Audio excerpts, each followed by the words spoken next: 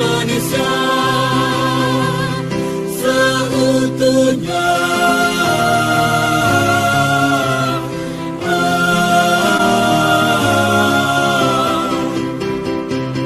Seutuhnya.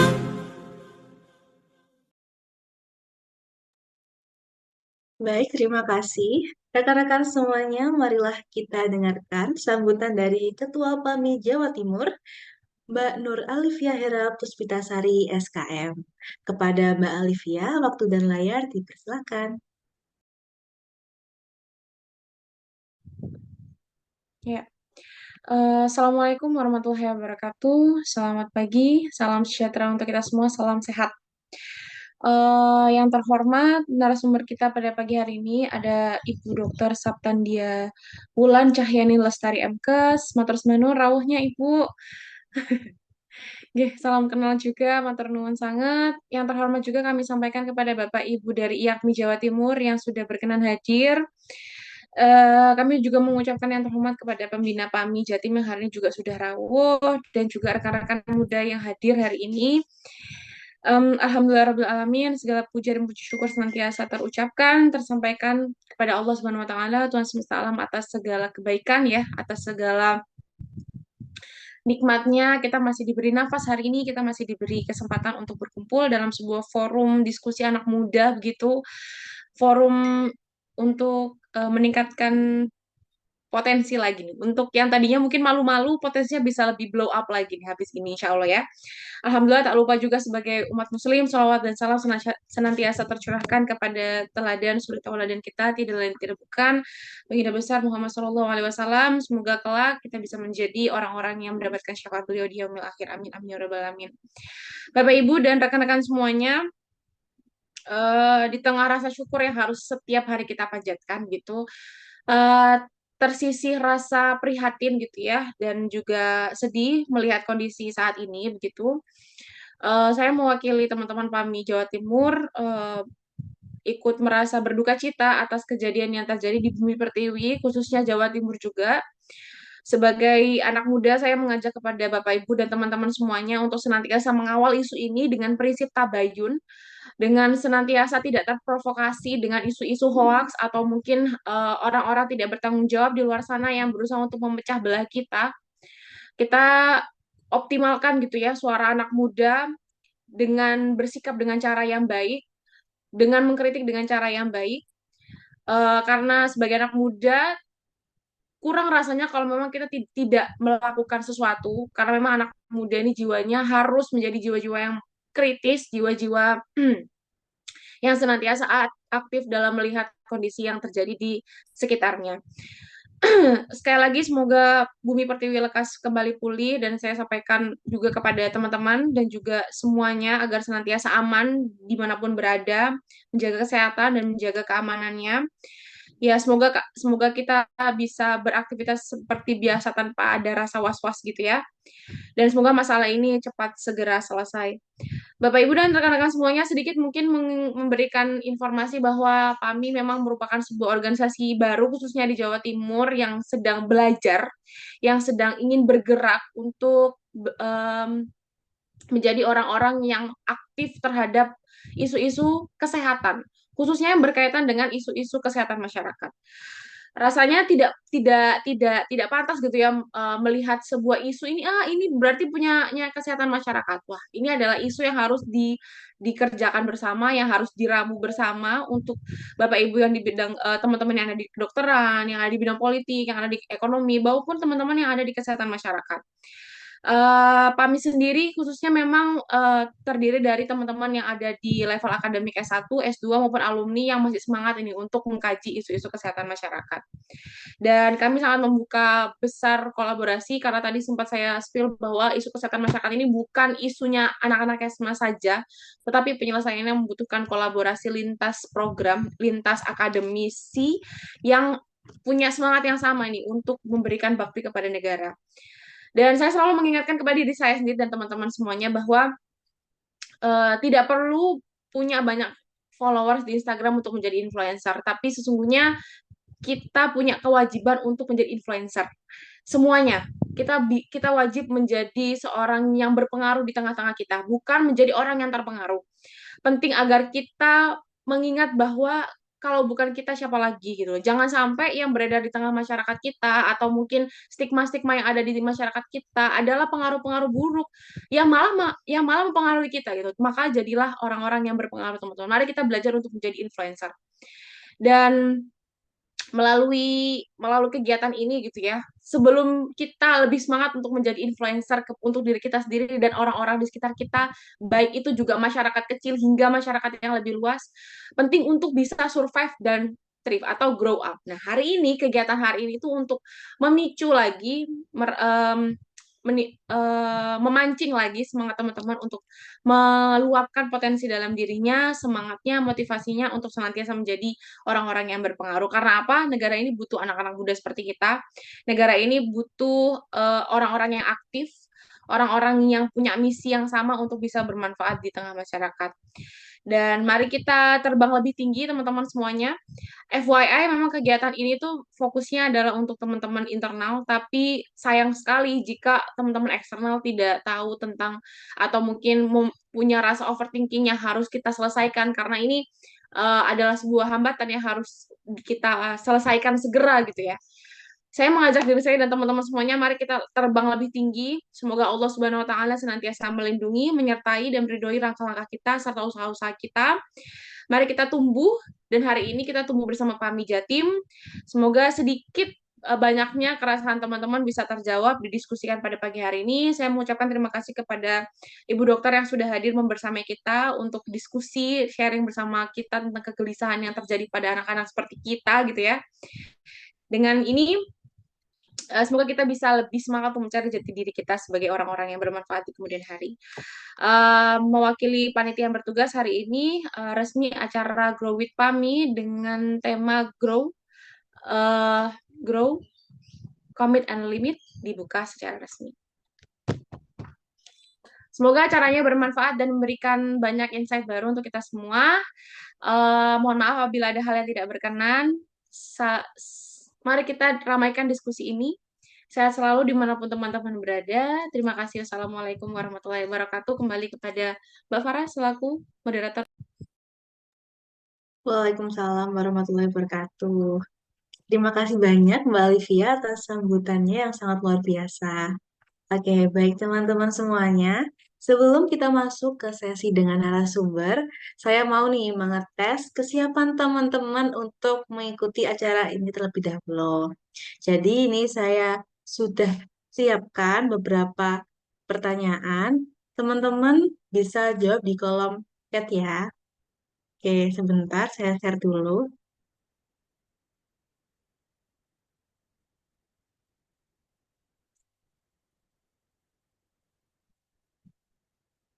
Apakah sudah terlihat?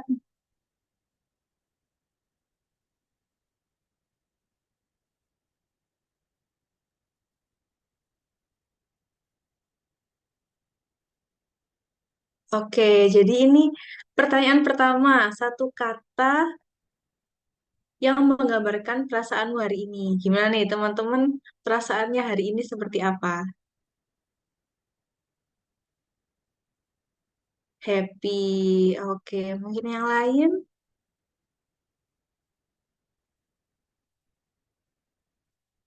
khawatir dikit, menyala. Oke, kalau saya sendiri perasaannya adalah roller coaster.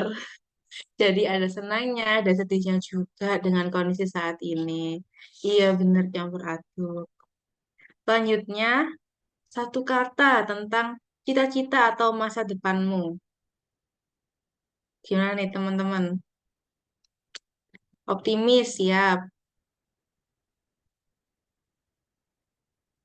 Silau, oke. Bersinar sekali ya Mbak Dika. Sukses, amin, amin. Kalau saya, nah ini Sultan. Jadi masa depannya pengen jadi Sultan gitu ya, teman-teman. Pengen mapan. Oke, lanjut. Ini selanjutnya kalau kamu jadi hewan selama sehari, kira-kira mau jadi hewan apa nih?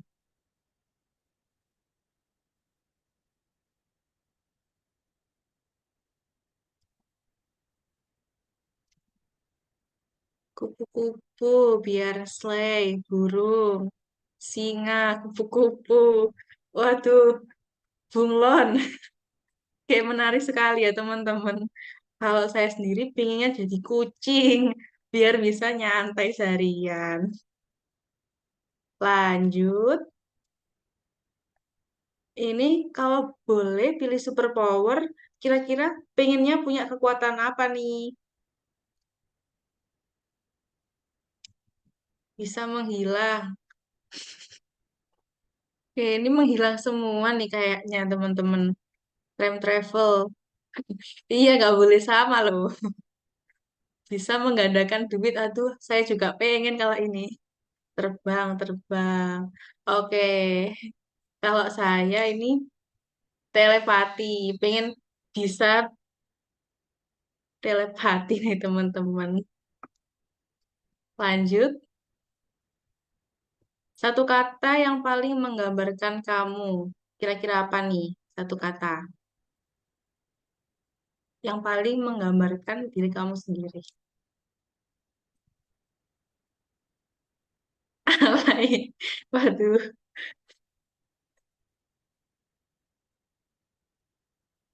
Oh, Mbak Dika satu katanya BK, BK, BK. Lanjut yang lain mungkin kira-kira apa nih? Satu kata yang paling kamu banget. Tegas, siap Mbak Dija, tegas. Seblak, coklat. Duh, jadi lapar ya teman-teman. Oke, kalau aku ini, nah, overthinking.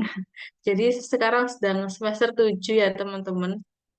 Jadinya overthinking terkait skripsi dan lain-lain. Lanjut, kalau kamu adalah emoji, kira-kira emoji apa?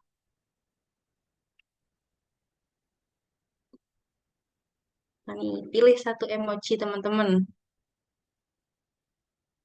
Emoji slay, emoji nangis. Apa ini Mbak maksudnya? Emoji bibir.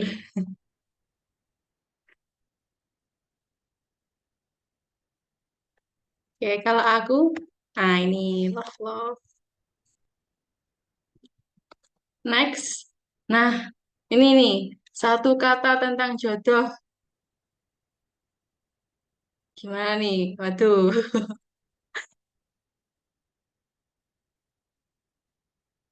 waduh, waduh, waduh, waduh. Goib. Oke, masih belum ketemu nih kayaknya jodohnya, Mbak. Samar. Oke. Nah, ini masih loading, Mbak. Masih belum jelas jodohnya. Oke, terima kasih.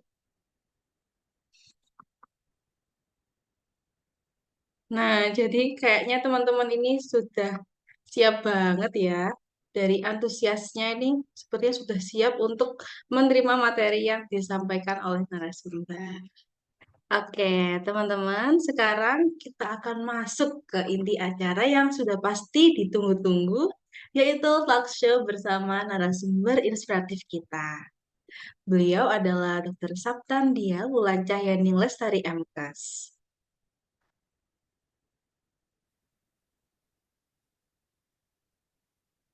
Nah, bisa dilihat di layar, beliau telah menempuh perguruan tinggi pada tahun 2011 pendidikan dokter di Universitas Hang Tuah Surabaya, kemudian S2-nya Administrasi Publik dan Kebijakan Publik di Universitas Airlangga Surabaya, dan juga pendidikan profesi pada tahun 2014 di Universitas Hang Tuah Surabaya.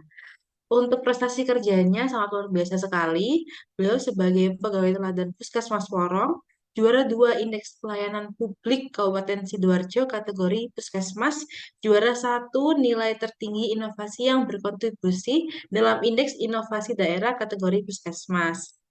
Kemudian ada juga nih riwayat penghargaan beliau, yang merupakan peserta terbaik pelatihan dasar Latsar CPNS golongan 3 Angkatan 1. Kemudian juga ada tenaga kesehatan terbaik kategori terinovatif Puskesmas Porong. Kemudian ada juga tenaga kesehatan teladan Kabupaten Sidoarjo peringkat 1 dan prestasi-prestasi lainnya yang sangat luar biasa sekali. Oke, baiklah. Langsung saja kita sapa Dokter Sapta. Terima kasih sudah hadir bersama kita hari ini. Bagaimana nih kabarnya, Dokter?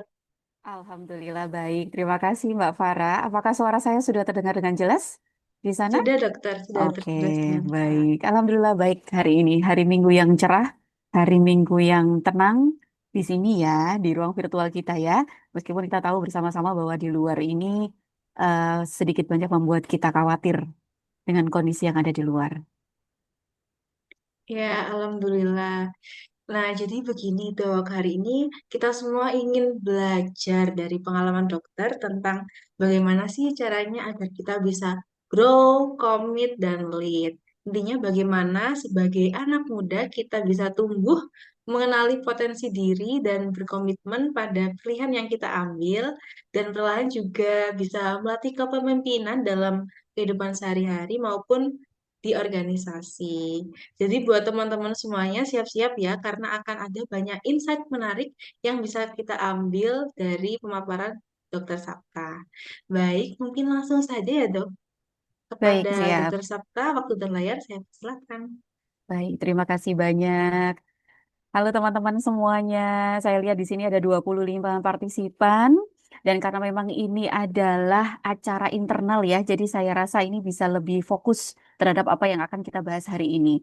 Baik, mohon izin saya mulai teman-teman. Assalamualaikum warahmatullahi wabarakatuh.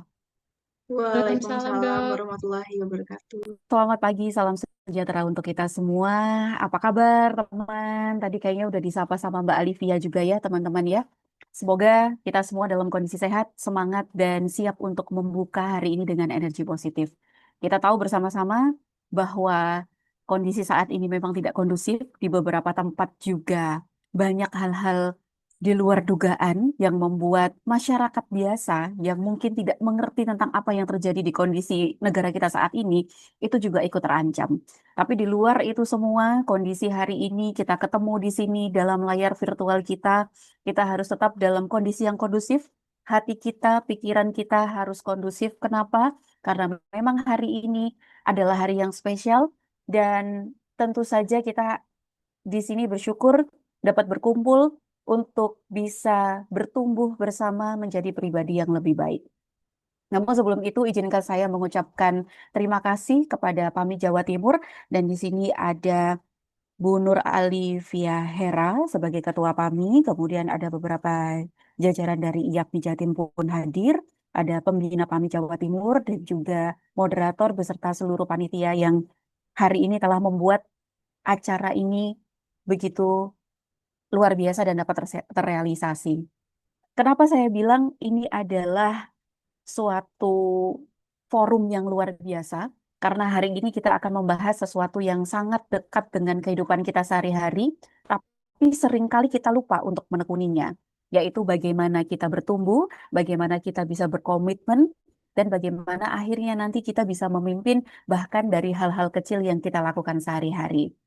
Topik atau mungkin tema ya, tema pada pagi hari ini pun juga sangat luar biasa menarik. Tiga kata sederhana yang apabila dijalani dengan sungguh-sungguh bisa mengubah ritme hidup kita. Jadi pastikan teman-teman yang hari ini bergabung dalam webinar ini mengikuti dengan penuh semangat dan antusias untuk bisa bertumbuh bersama menjadi pribadi yang lebih baik. Mohon izin saya share PowerPoint sebentar.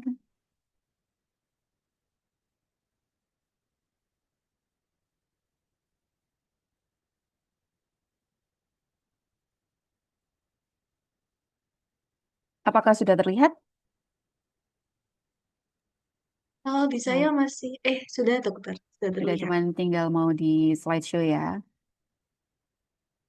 Oke. Sudah ya? Nah, baik. Hari ini kita akan membahas tidak jauh dari 3 hal ini ya, grow, commit, and lead.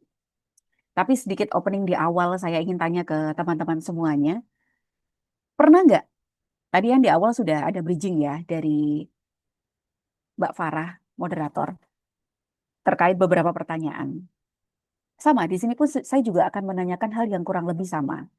Pernah nggak teman-teman atau kita semua ini merasa, aku ini sebenarnya ingin berkembang, tapi aku nggak tahu harus mulai dari mana? Pernah mikir kayak gitu? Terfikir gitu ya? Aku nih sebenarnya ingin lebih percaya diri, tapi aku tuh kadang masih ragu gitu. Atau aku tuh ingin memimpin, tapi aku ngerasa ini tuh bukan posisi atau jabatanku. Itu hal yang lumrah, teman-teman. Kalaupun memang kita ada pemikiran seperti itu, nggak apa-apa. Teman-teman nggak sendiri. Karena hari ini kita berkumpul di sini untuk bareng-bareng sharing, untuk bisa berdiskusi tentang tips praktis, inspirasi nyata, dan langkah-langkah konkret agar kita semua bisa mengenali diri dan potensi diri, menjaga semangat dan konsistensi dalam perjalanan hidup, berani mengambil peran dan memberi pengaruh positif. Dan selama sesi ini saya ingin teman-teman semua aktif bertanya, berbagi pengalaman, dan merenungkan diri sendiri. Karena perjalanan grow, commit, and lead itu bukan hanya sekedar teori, tapi juga praktik yang bisa kita lakukan dari sekarang, dan dari hal yang terkecil, dan dari diri kita sendiri. Nah, namun sebelum itu kurang lengkap ya rasanya kalau misalnya saya yang ada di layar virtual teman-teman saat ini nggak memperkenalkan diri terlebih dahulu. Baik, izin singkat memperkenalkan diri, meskipun tadi sudah disampaikan oleh Ibu Moderator ya. Saya Dr. Sapta, saya adalah seorang ASN yang berdinas di salah satu puskesmas di Kabupaten Sidoarjo. Keseharian saya adalah selain menjadi dokter, saya juga aktif di media sosial, baik Instagram, YouTube, maupun TikTok yang rutin mengunggah konten-konten edukasi kesehatan dan motivasi kehidupan. Saya setuju dengan apa yang disampaikan oleh Mbak Nur Alifia tadi, bahwa untuk menjadi influencer itu tidak harus memiliki follower yang banyak. Karena kita semua harus menginfluence, kita harus bisa mempengaruhi, tidak mudah terpengaruh. Itu saya setuju. Dan supaya kita bisa lebih dekat dan bisa lebih bermanfaat, boleh teman-teman nggak hanya follow, tapi juga menjadi bagian dari share for caring, menebar kebaikan untuk sesuatu yang lebih baik. Dan tidak berlama-lama lagi, mari kita mulai sesi pertama dengan menyelami diri sendiri, dengan mengenali minat, bakat, dan potensi yang ada di dalam diri kita. Karena semua perjalanan besar itu selalu dimulai dari langkah kecil. Dan berbicara tentang grow, commit, and lead, satu hal yang harus kita miliki adalah growth mindset atau pemikiran yang berkembang. Kalau kita ingin maju, kalau kita ingin bertumbuh, kalau kita ingin menjadi versi yang lebih baik dan lebih baik lagi, satu hal kunci dalam diri kita yang harus kita buka, yaitu mau menerima dan melihat tantangan sebagai peluang belajar. Mungkin banyak di antara kita ini yang menyikapi hal-hal yang tidak nyaman menjadi sebuah ancaman. Menjadikan di antara kita ini menyikapi hal-hal yang nggak nyaman ini menjadi sesuatu yang harus diakhiri karena mengusik zona nyaman kita. Tapi bagi orang-orang yang memiliki pemikiran yang berkembang, mereka akan menerima tantangan itu dan akan menjalani dengan sebaik dan seoptimal yang mereka bisa lakukan, kemudian belajar dari perjalanan yang telah mereka lalui untuk menjadi pribadi yang lebih baik di level yang lebih tinggi. Orang-orang dengan growth mindset tidak mudah menyerah ketika menghadapi kesulitan. Mereka akan terus mencoba, mengevaluasi, dan mencari cara baru untuk mengatasi masalah. Hambatan yang ada dianggap sebagai bagian dari proses belajar, bukan alasan untuk berhenti. Jadi perlu kita ingat bersama-sama apa yang terjadi dalam kehidupan kita tidak ada yang sia-sia. Apa yang terjadi dalam hidup kita tidak ada yang kebetulan. Semua itu pasti ada artinya, semua pasti ada maknanya, dan tentu saja hal tersebut akan membentuk kita untuk menjadi pribadi yang lebih baik daripada hari kemarin. Sepakat ya? Dan tidak ada yang tidak mungkin karena ketika kita memiliki keyakinan terhadap kemampuan dan kecerdasan kita untuk berkembang, maka kita akan terus berusaha membentuk strategi yang tepat dan belajar dari pengalaman, dan itulah yang disebut dengan growth mindset. Dan harapan saya, teman-teman yang saat ini bergabung dalam webinar ini, yang mau meluangkan waktu untuk join di kesempatan ini adalah orang-orang yang memiliki growth mindset. Baik, kita sudah memahami konsep awal dulu sebelum kita lanjut ke konsep grow, bahwa eh, Bertumbuh di sini ini bukan hanya soal fisik saja, tapi yang lebih penting adalah bertumbuh secara mental dan emosional. Dan seringkali kita sibuk mengejar hal-hal di luar diri sampai lupa untuk berhenti sejenak dan bertanya dalam diri kita sendiri. Pertanyaan sederhana namun sangat mendalam. Antara lain, apa sih sebenarnya kelebihan saya? Apa sih yang membuat saya bersemangat? Apa sih hal-hal yang benar-benar ingin saya perjuangkan?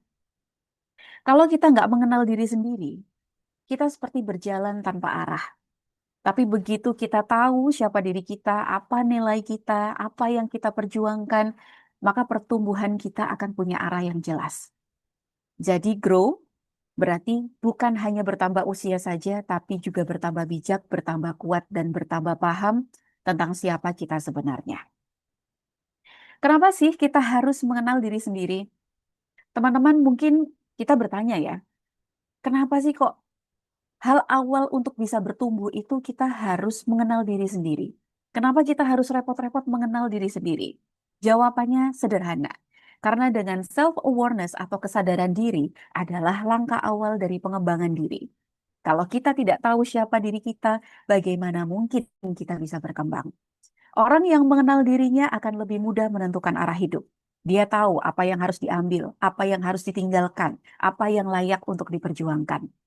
Dan selain itu, dengan mengenal diri sendiri, kita akan lebih bijak dalam mengambil keputusan. Kita bisa menimbang pilihan berdasarkan nilai, minat, dan tujuan hidup kita, bukan hanya untuk sekedar ikut-ikutan orang lain atau tekanan lingkungan. Jadi, mengenal diri sendiri itu ibarat kita punya kompas nih. Dan kompas itu yang akan membuat kita tidak tersesat dalam perjalanan hidup kita nantinya. Kemudian pertanyaan berikutnya. Terus bagaimana dok caranya kita mengenali diri sendiri? Tadi kita sudah bicara tentang pentingnya mengenal diri sendiri, tapi pertanyaannya bagaimana sih caranya supaya kita bisa benar-benar mengenal diri sendiri? Ada 7 langkah sederhana yang saya rangkum, lebih tepatnya bagaimana cara kita bisa mengenali diri sendiri. Yang pertama adalah refleksi diri. Coba deh, tanya ke dalam diri kita sendiri. Jangan tanya ke orang di lingkungan luar kita gitu ya. Tapi tanya dulu ke diri sendiri. Apa sih yang sebenarnya yang membuat kita hidup? Apa sih yang membuat kita bangga? Kapan sih kita merasa paling bangga atau mungkin bahkan paling gagal? Karena pertanyaan ini akan membantu kita untuk memahami momen-momen penting dalam hidup. Yang kedua, kita harus mengenali nilai-nilai pribadi. Apa sih hal yang paling kita pedulikan? Misalnya kejujuran, keluarga, keadilan, atau kebebasan. Nilai ini yang seringkali akan menjadi kompas dalam mengambil keputusan. Yang ketiga adalah mengamati minat dan antusiasme kita. Aktivitas apa sih yang bikin kita lupa waktu kita mengerjakannya? Topik apa sih yang sering kita pelajari tanpa disuruh? Dan dari situ biasanya kita terlihat sebenarnya hal-hal apa yang benar-benar kita cintai. Yang keempat adalah dengan mengidentifikasi kekuatan dan kelemahan. Apa sih hal yang sering kita selesaikan dengan baik? Atau mungkin sebaliknya. Apa sih feedback yang sering kita terima dari orang lain? Dan dari situ kita bisa tahu area yang perlu dikembangkan. Poin berikutnya, kita bisa menggunakan jurnal atau tes kepribadian untuk bisa mengenali diri sendiri. Nulis jurnal ini dalam artian kita nulis pengalaman-pengalaman kita yang mungkin akan membantu kita untuk melihat pola diri yang sebelumnya itu belum kita sadari. Kemudian selain itu banyak sekarang tools yang bisa kita akses ya. Entah itu dengan menggunakan MBTI, Riasek, atau mungkin Gallup Strength Finder yang bisa menjadi cermin untuk memahami kecenderungan kepribadian kita. Yang keenam, kita bisa menguji diri kita dengan pengalaman baru. Justru ketika kita keluar dari zona nyaman saat menghadapi situasi yang asing, karakter asli kita ini akan sering muncul. Dan dari situ kita bisa lebih tahu apa kekuatan kita dan bagaimana kita bisa merespon tantangan yang ada. Dan yang ketujuh adalah memperhatikan pola emosional. Apa yang membuat kita sangat marah, takut, atau justru bersemangat. Bagaimana kita bisa merespon konflik. Dari emosi yang muncul, kita bisa menemukan petunjuk tentang apa yang penting bagi diri kita. Nah, teman-teman, dari 7 poin yang tadi saya sampaikan bagaimana kita bisa menggali untuk mengenali diri sendiri, bisa kita lihat bahwa memang mengenali diri itu adalah sebuah proses yang panjang ya, bukan merupakan hasil yang instan. Dan kita mulai dari refleksi diri, nilai-nilai pribadi kita yang kita pegang, Lalu kemudian kita lanjut pada niat, antusiasme, kekuatan, dan kelemahan. Dan dari sana kita bisa memperkuat pemahaman lewat jurnal dan juga tas pribadi. Dan kemudian mencoba hal-hal baru untuk menguji diri, sehingga akhirnya kita bisa lebih peka pada pola emosional yang muncul dalam keseharian kita. Lanjut, setelah kita belajar mengenali diri sendiri, langkah berikutnya adalah kita harus menemukan minat dan bakat kita. Nah, kita di sini bisa bareng-bareng belajar nih, apa sih bedanya minat dan bakat? Minat itu adalah hal-hal yang membuat kita merasa tertarik, penasaran, dan ingin terus belajar. Misalnya nih, ada orang yang bisa berjam-jam membaca buku tanpa merasa bosan. Ada juga yang selalu semangat kalau diminta mengatur sebuah acara. Itu adalah minat. Lalu bagaimana dengan bakat? Bakat adalah kemampuan alami. Hal-hal yang terasa lebih mudah kita lakukan dibanding orang lain. Contohnya, ada yang punya bakat bermusik sehingga cepat menangkap nada. Atau bakat berkomunikasi sehingga mudah menyampaikan ide-ide dengan jelas. Nah, ketika minat dan bakat ini bertemu, itu adalah langkah awal untuk bertumbuh. Karena kalau kita hanya punya minat tapi kita nggak punya bakat, kita mungkin cepat lelah. Sebaliknya, kalau kita hanya punya bakat tapi tidak berminat, kita juga tidak akan konsisten. Pertanyaannya, bagaimana cara mencari tahu minat dan bakat kita, Dok? Ada dua cara. Yang pertama adalah lewat tes minat dan bakat, seperti RIASEC atau MBTI. Dan yang kedua adalah dengan mengeksplorasi aktivitas alias mencoba banyak hal untuk Iya, heeh. melihat mana yang paling membuat kita merasa hidup. Senin anak Baik. Jika kita bisa menggabungkan minat dan bakat, disitulah akan muncul peluang besar. Kita akan termotivasi untuk terus belajar karena kita suka, dan kita juga akan berkembang lebih cepat karena punya kemampuan alami. Dan kombinasi ini bisa membawa kita untuk unggul di bidang tertentu, bahkan menjadikannya karir dan keahlian utama. Ini ada satu quotes ya, teman-teman ya. Ada satu quotes kutipan sederhana namun bermakna dan bisa menjadi bahan renungan kita bersama. Setiap dari kita memiliki potensi besar asal kita mau mengenalinya, menjaganya, dan membaginya. Dan kutipan ini mengingatkan kita bahwa potensi itu sebenarnya sudah ada dalam diri kita masing-masing. Namun seringkali potensi tersebut tidak terlihat karena kita belum benar-benar mau mengenali diri kita. Jadi, langkah awal adalah berani melihat ke dalam diri kita terlebih dahulu. Setelah mengenalinya, tugas kita berikutnya adalah menjaganya. Dengan terus belajar, mengasah kemampuan, dan tidak mudah menyerah ketika menghadapi tantangan. Dan yang terakhir, potensi itu akan lebih bermakna jika kita berani membagikannya, memberi manfaat untuk orang lain dan juga masyarakat di sekitar kita. Dan perlu kita tahu bersama-sama teman-teman, mengenali diri sendiri itu meskipun prosesnya tadi saya bilang tidak instan, itu seperti menyusun potongan puzzle. Setiap pengalaman, setiap emosi, setiap refleksi, itu semua adalah kepingan-kepingan yang akan membentuk gambaran siapa kita sebenarnya.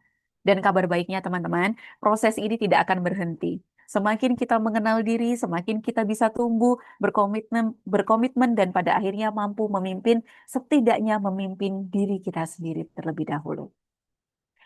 Kita lanjut ke bagian berikutnya, yaitu komit atau berkomitmen. Setelah kita belajar tentang grow, mulai mengenali diri sendiri, memahami minat, bakat, dan juga potensi yang kita miliki, langkah berikutnya yang tidak kalah penting adalah komit. Berkomitmen, karena tanpa berkomitmen itu semua pengetahuan tentang diri kita yang sudah kita bangun di awal itu hanya akan berhenti sebagai wacana. Komitmen ini adalah jembatan yang menghubungkan potensi menjadi prestasi, mimpi menjadi kenyataan. Dan mari kita lihat lebih dalam apa sebenarnya arti komitmen dan bagaimana kita bisa menjaganya. Berbicara tentang komit yang berarti berkomitmen, itu artinya menjaga semangat dan konsistensi dalam menghadapi berbagai tantangan. Memang nggak mudah ya teman-teman ya, akan ada momen ketika kita merasa lelah, kita merasa gagal, merasa ingin menyerah, tetapi justru disitulah kekuatan kita ditempa. Komitmen itu seperti otot, semakin sering diuji, semakin kuat jadinya. Dan dengan berkomitmen, kita tidak hanya bisa bertahan, tapi juga melangkah, bahkan di saat situasi terasa berat sekalipun. Komitmen itu bukan sekedar janji teman-teman, melainkan konsistensi untuk terus melangkah. Bahkan ketika semangat kita turun atau tantangan datang, komitmen itu yang akan menjaga kita tetap berada di jalur meskipun ada godaan yang membuat kita ingin berhenti. Dan dengan komitmen itu kita belajar disiplin, kita belajar tanggung jawab, dan terus setia pada tujuan yang ingin kita capai. Dan inilah bekal penting dalam perjalanan bertumbuh dan memimpin. Karena pemimpin yang hebat itu lahir dari mereka yang mampu berkomitmen terlebih dahulu pada dirinya sendiri. Lalu kemudian apa itu komitmen? Dan apa tantangannya dalam berkomitmen? Komitmen itu adalah sebuah janji yang diwujudkan dalam tindakan nyata, disertai dengan disiplin dan rasa tanggung jawab. Ini berarti tetap setia pada tujuan yang telah ditetapkan meskipun dihadapkan pada berbagai rintangan. Jika motivasi adalah pemicu awal untuk memulai sesuatu, maka komitmen ini adalah kekuatan yang membuat seseorang mampu bertahan dan terus bergerak maju dalam mencapai tujuannya. Tantangan dalam menjaga komitmen ini banyak ya, tidak hanya internal ataupun eksternal. Tapi menjaga komitmen itu bukan hal yang mudah dan seringkali kita dihadapkan dengan berbagai tantangan. Tantangan internal yang datang dari dalam diri kita sendiri antara lain adalah rasa lelah. Wajar ya, manusia itu pasti ada momen di saat lelah gitu. Baik itu kelelahan fisik ataupun mental yang dapat menurunkan semangat untuk mempertahankan komitmen. Kemudian terkadang kita juga dihadapkan pada situasi mulai kehilangan motivasi. Hilang dorongan awal yang dapat membuat seseorang mudah menyerah. Kemudian kita juga kadang merasa nggak pede atau nggak percaya diri. Dan keraguan itu terhadap kemampuan diri kita sendiri dapat menghambat langkah untuk terus berkomitmen. Selain tantangan internal, ada juga tantangan eksternal yang berasal dari lingkungan atau faktor di luar diri kita. Antara lain, tekanan lingkungan, seperti harapan atau tuntutan dari orang lain yang dapat menjadi beban kita. Ekspektasi yang tinggi dari lingkungan, itu bisa menjadi tekanan untuk mencapai standar yang tinggi, itu bisa menimbulkan stres bagi kita. Godaan untuk berhenti, berbagai hal menarik di luar komitmen yang telah dibuat dapat menggoyahkan. Dan selain itu, ada juga mental block yang bisa menjadi penghalang serius. Kalau bicara tentang mental block ini adalah kondisi ketika kita atau seseorang itu merasa terhenti, kesulitan pikir atau kehilangan alur dalam melakukan sesuatu. Meskipun sebenarnya memiliki kemampuan untuk melakukannya, mental block ini biasanya muncul karena tekanan, stres, rasa takut untuk gagal, perfeksionis, atau kurangnya kepercayaan diri. Mental block ini contohnya adalah seperti takut gagal. Jadi takut untuk melakukan sesuatu tuh udah mikir kegagalannya dulu gitu loh. Dan mental block yang seperti ini membuat seseorang enggan untuk mengambil tindakan atau melanjutkan komitmen. Perfeksionis ini, jadi ada mental block yang lain bentuknya adalah perfeksionisme. Jadi keinginan untuk selalu sempurna dapat menyebabkan penundaan atau bahkan penghentian upaya karena merasa tidak pernah cukup baik. Dan untuk itu, komitmen adalah fondasi yang penting untuk mencapai tujuan, namun membutuhkan ketahanan dalam menghadapi berbagai rintangan internal, eksternal, dan juga mental block. Kemudian bagaimana strateginya untuk kita bisa menjaga komitmen kita tetap stabil gitu ya. Dalam perjalanan mencapai tujuan itu kan komitmen menjadi kunci utama. Namun kadangkala dalam situasi tertentu, kadang itu kita mulai digoyahkan untuk bisa menjaga komitmen ini. Maka apa sih yang bisa kita lakukan untuk bisa tetap menjaga komitmen ini tetap membara dan konsisten? Yang pertama adalah dengan menetapkan tujuan yang jelas. Pahami apa yang ingin teman-teman capai dengan spesifik. Setelah itu buat rencana dan jadwal yang realistis agar langkah-langkah yang kita lakukan itu dapat terukur dan dapat dicapai. Penting untuk fokus pada proses ya teman-teman, bukan hanya hasil. Nikmati setiap tahapannya yang ada di dalam prosesnya, dan jangan lupa untuk merayakan kemajuan kecil yang kita raih. Karena ini akan menjadi dorongan semangat dan motivasi. Dan selalu ingat alasan awal kenapa kita memulai perjalanan ini.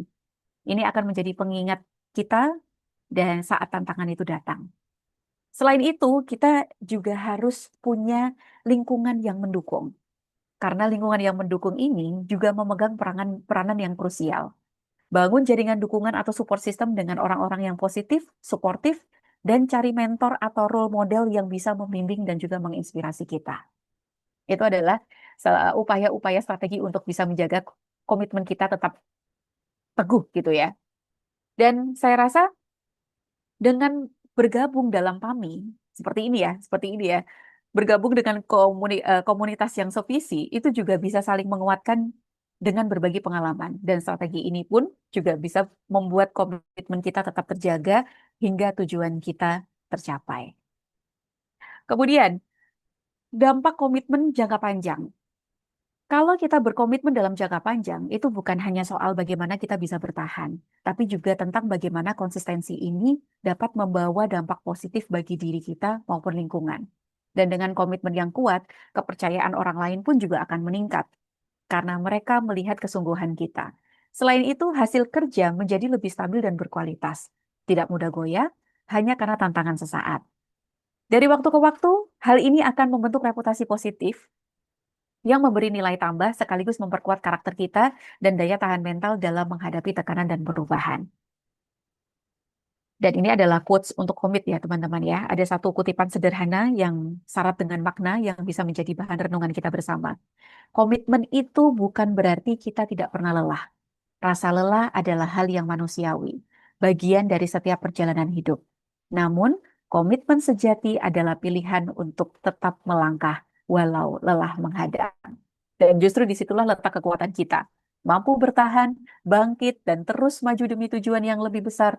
Dan mari kita jadikan setiap langkah sekecil apapun sebagai bukti bahwa kita tidak menyerah. Karena dari komitmenlah lahir sebuah kemenangan. Masuk ke bagian berikutnya, lead. Setelah kita membahas tentang komitmen, kita akan menyelami esensi dari lead, yaitu sebuah kata yang bukan hanya sekedar jabatan, melainkan sebuah tindakan. Di bawahnya kita melihat 3 pilar utama yang mendefinisikan seseorang pemimpin ini efektif, yaitu menggerakkan, memandu, dan memimpin. Seorang pemimpin sejati itu adalah mereka yang mampu menggerakkan orang lain menuju visi bersama, membangkitkan semangat, dan mendorong inisiatif. Mereka tidak hanya memberikan instruksi, tapi juga menjadi inspirasi untuk memicu energi kolektif. Dan selanjutnya, seorang pemimpin itu harus mampu memandu. Ini berarti memberikan arahan yang jelas, menawarkan bimbingan, dan menjadi mercusuar bagi tim di tengah tantangan. Pemimpin itu adalah kompas yang menunjukkan jalan, memastikan bahwa setiap langkah yang diambil dengan tujuan yang jelas. Dan yang terpenting dari seorang pemimpin, tidak hanya mampu menggerakkan dan memandu saja, tapi pemimpin itu harus menjadi teladan. Ini kita bicara tentang integritas, keberanian, dan kemampuan untuk mengambil keputusan sulit demi kebaikan bersama. Pemimpin ini berarti berada di garis depan, siap menghadapi segala rintangan dan menjadi panutan bagi semua yang mengikuti. Jadi mari kita bahas lebih lanjut bagaimana kita dapat mengimplementasikan prinsip-prinsip menggerakkan, memandu, dan memimpin ini dari dalam konteks kita masing-masing. You don't need a title. You don't need a title to be a leader. Anda tidak membutuhkan gelar untuk menjadi seorang pemimpin. Dan mari kita mulai untuk bisa memahami ya perbedaan antara lead, leader, and leadership. Lead itu adalah tindakan, leader itu adalah individu, leadership itu adalah prosesnya.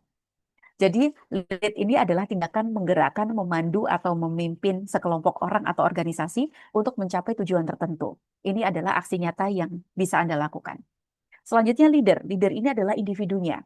Seorang pemimpin adalah individu yang mengambil peran aktif dalam mengarahkan, menginspirasi, dan mempengaruhi orang lain untuk mencapai tujuan bersama.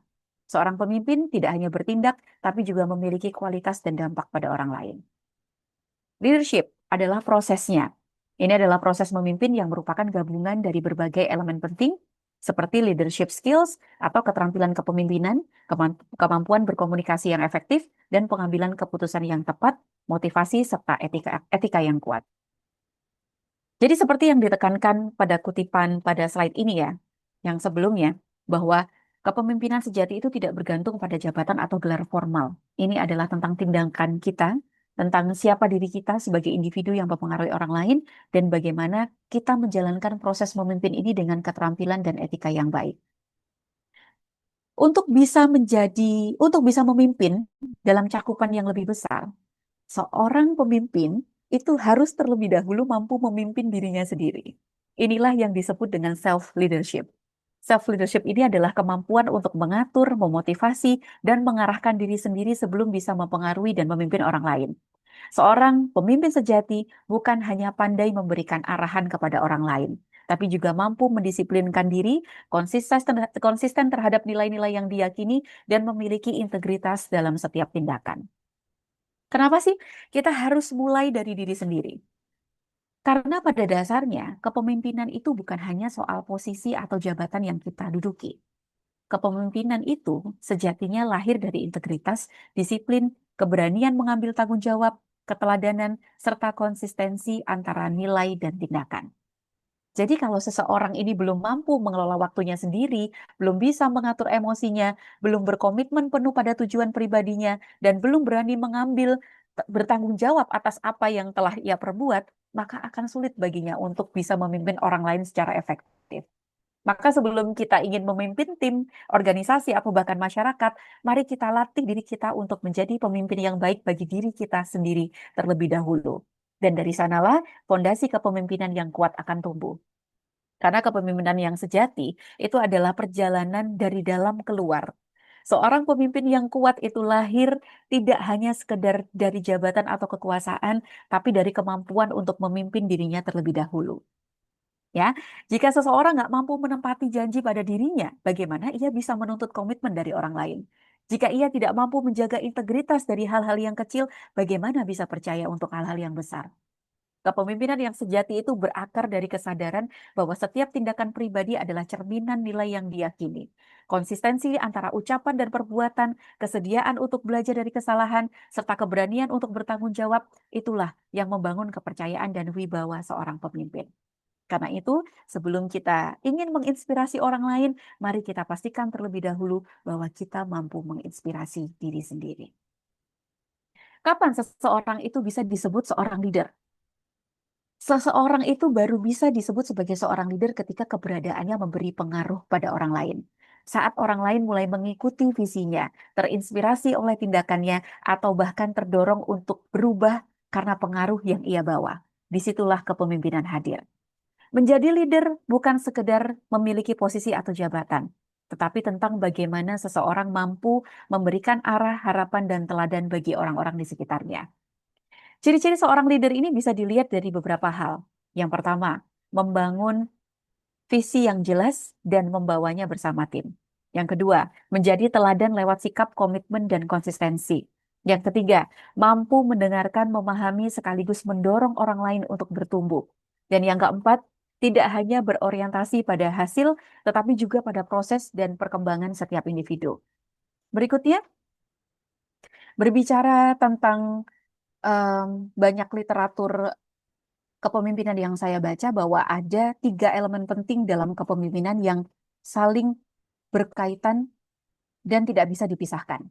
Yaitu 3 elemen ya. Elemen pertama adalah leader, elemen yang kedua adalah follower, dan elemen yang ketiga adalah goals. Leader, elemen pertama kita bicara tentang sosok pemimpinnya dulu, leadernya dulu. Seorang pemimpin ini bukan hanya orang yang berada di depan, tetapi ia juga sosok yang mampu memberikan arah, keteladanan, dan inspirasi. Pemimpin sejati hadir untuk melayani, mengarahkan, dan menciptakan lingkungan yang membuat orang lain bisa berkembang. Berikutnya, follower. Tidak ada pemimpin tanpa pengikut. Tapi follower ini bukan sekedar orang yang mengikuti, melainkan partner yang berkontribusi, memberikan masukan, serta mendukung pencapaian tujuan bersama. Tujuan kepemimpinan seseorang bisa diukur dari bagaimana ia memperlakukan dan memberdayakan pengikutnya. Ketiga adalah goal. Kepemimpinan selalu diarahkan pada tujuan. Tanpa tujuan yang jelas, kepemimpinan akan kehilangan arah. Dan tujuan inilah yang menjadi kompas, yang menjadi penunjuk arah untuk menyatukan pemimpin dan pengikut ini untuk berjalan bersama, mengatasi tantangan, dan meraih hasil yang diinginkan. Jadi kepemimpinan yang efektif adalah ketika leader, follower, dan goal berjalan selaras. Pemimpin yang kuat, pengikut yang solid, dan tujuan yang jelas akan melahirkan energi kolektif yang luar biasa dalam sebuah organisasi. Berbicara tentang pemimpin, berbicara tentang leader, itu kan dalam dunia kepemimpinan itu pasti ada ya yang namanya gaya kepemimpinan. Seorang pemimpin itu tidak hanya dituntut untuk mengarahkan, tetapi juga memahami gaya kepemimpinan yang sesuai dengan situasi, tim, dan tujuan yang ingin dicapai. Dan secara umum, terdapat beberapa gaya kepemimpinan yang bisa kita kenali. Yang pertama adalah transformasional. Pemimpin transformasional itu berfokus pada inspirasi, perubahan, dan inovasi. Ia mampu menyalakan semangat tim untuk berani berpikir besar, melampaui batas, dan menghadirkan terobosan. Contohnya nih, seorang pemilik perusahaan startup teknologi gitu ya, yang menginspirasi timnya untuk menciptakan produk revolusioner demi menjawab kebutuhan masyarakat.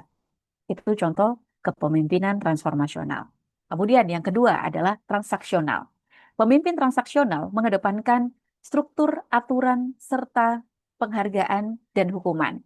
Gaya ini sangat efektif dalam situasi yang membutuhkan ketertiban dan pencapaian target yang jelas.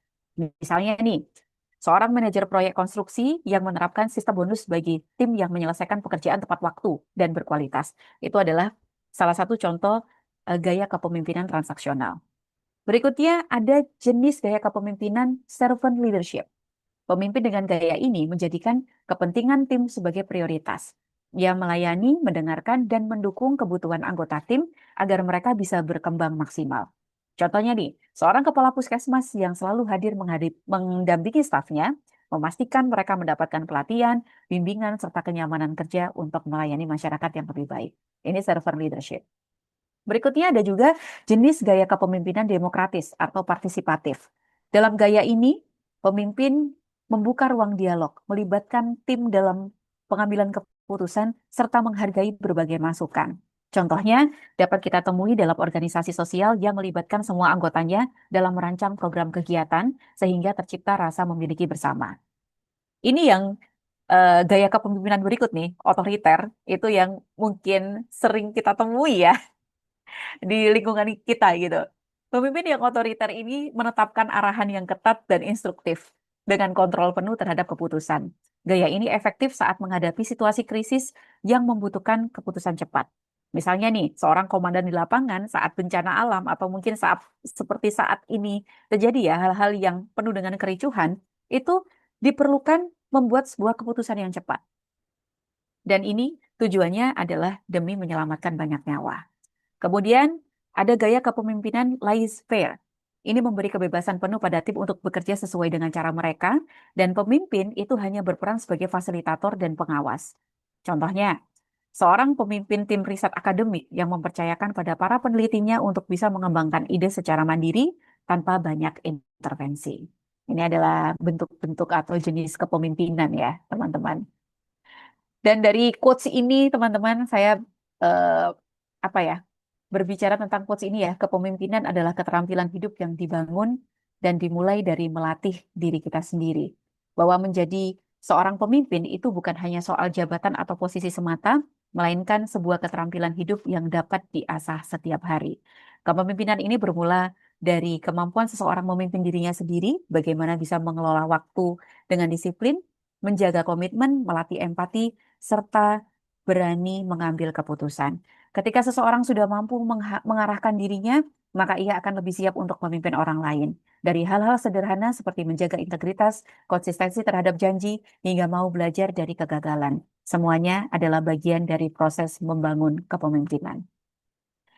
Baik, namun sebelum itu saya penasaran ya teman-teman, penasaran saya dulu. Dari jenis kepemimpinan ini, kita sambil diskusi ya, sebentar. Aku bisa nggak ya lihat chattingnya ya, kalau misalnya udah share screen seperti ini? Bentar. Oke, yang mungkin masih bergabung ya, saya ingin tahu dulu. Dari 6 jenis gaya kepemimpinan ini, teman-teman ya, transformasional, transaksional, kemudian servant leadership, demokratis, otoriter, laissez-faire, menurut teman-teman, gaya kepemimpinan apa sih yang cocok untuk diterapkan oleh seorang pemimpin? Bisa share di ini ya, sebentar-sebentar. Tapi aku harus, sebentar-sebentar, chatnya bisa aku lihat gak ya di sini? Oh, bisa ternyata. Sebentar. Wah, sudah ada 60. Oke. Tergantung dari model organisasinya, dokter. Oke. Transformasional dan laissez-faire, dok. Kalau buat kami, oh, boleh. Transformasional ya. Kemudian ada lagi, kira-kira dari 6 jenis gaya kepemimpinan ini apa yang cocok? Tapi kalau menurut saya demokratis dan transformasional. Ada lagi nggak? Sambil kita diskusi. kira-kira dari 6 gaya kepemimpinan ini yang cocok diterapkan untuk pemimpin kita saat ini tuh gaya kepemimpinan yang mana? Saya juga transformasional dan demokratis, Dok. Setuju transformasional, tapi leader butuh lebih ahli. Oke, terima kasih untuk responnya teman-teman. Iya, iya, iya, benar, benar, benar. Karena sejatinya itu kan nggak ada ya, pemimpin yang sempurna itu kan nggak ada ya. Dan dalam kondisi-kondisi yang berbeda-beda, itu juga gaya kepemimpinannya pun juga akhirnya harus mengikuti. Nggak bisa saklek hanya satu gaya kepemimpinan saja. Dan setiap gaya kepemimpinan itu punya kelebihan dan tantangannya masing-masing. Contoh nih, tadi benar ada transformasional, demokratis gitu kan. Transformasional itu cocok ketika timnya itu membutuhkan visi baru, semangat, dan inovasi. Kalau transaksional itu lebih efektif untuk tim yang tujuannya adalah untuk menjaga kedisiplinan dan keteraturan terutama di organisasi dengan sistem yang ketat. Kalau servant leadership itu sangat kuat ketika seorang pemimpin itu ingin membentuk loyalitas dan kepercayaan dalam timnya. Karena dalam hal ini, servant leadership itu pemimpin menempatkan kepentingan orang lain sebagai prioritas utama. Kalau gaya kepemimpinan demokratis itu memberi ruang pada partisipasi tim, sehingga sangat sesuai ketika ide-ide kreatif ini diperlukan.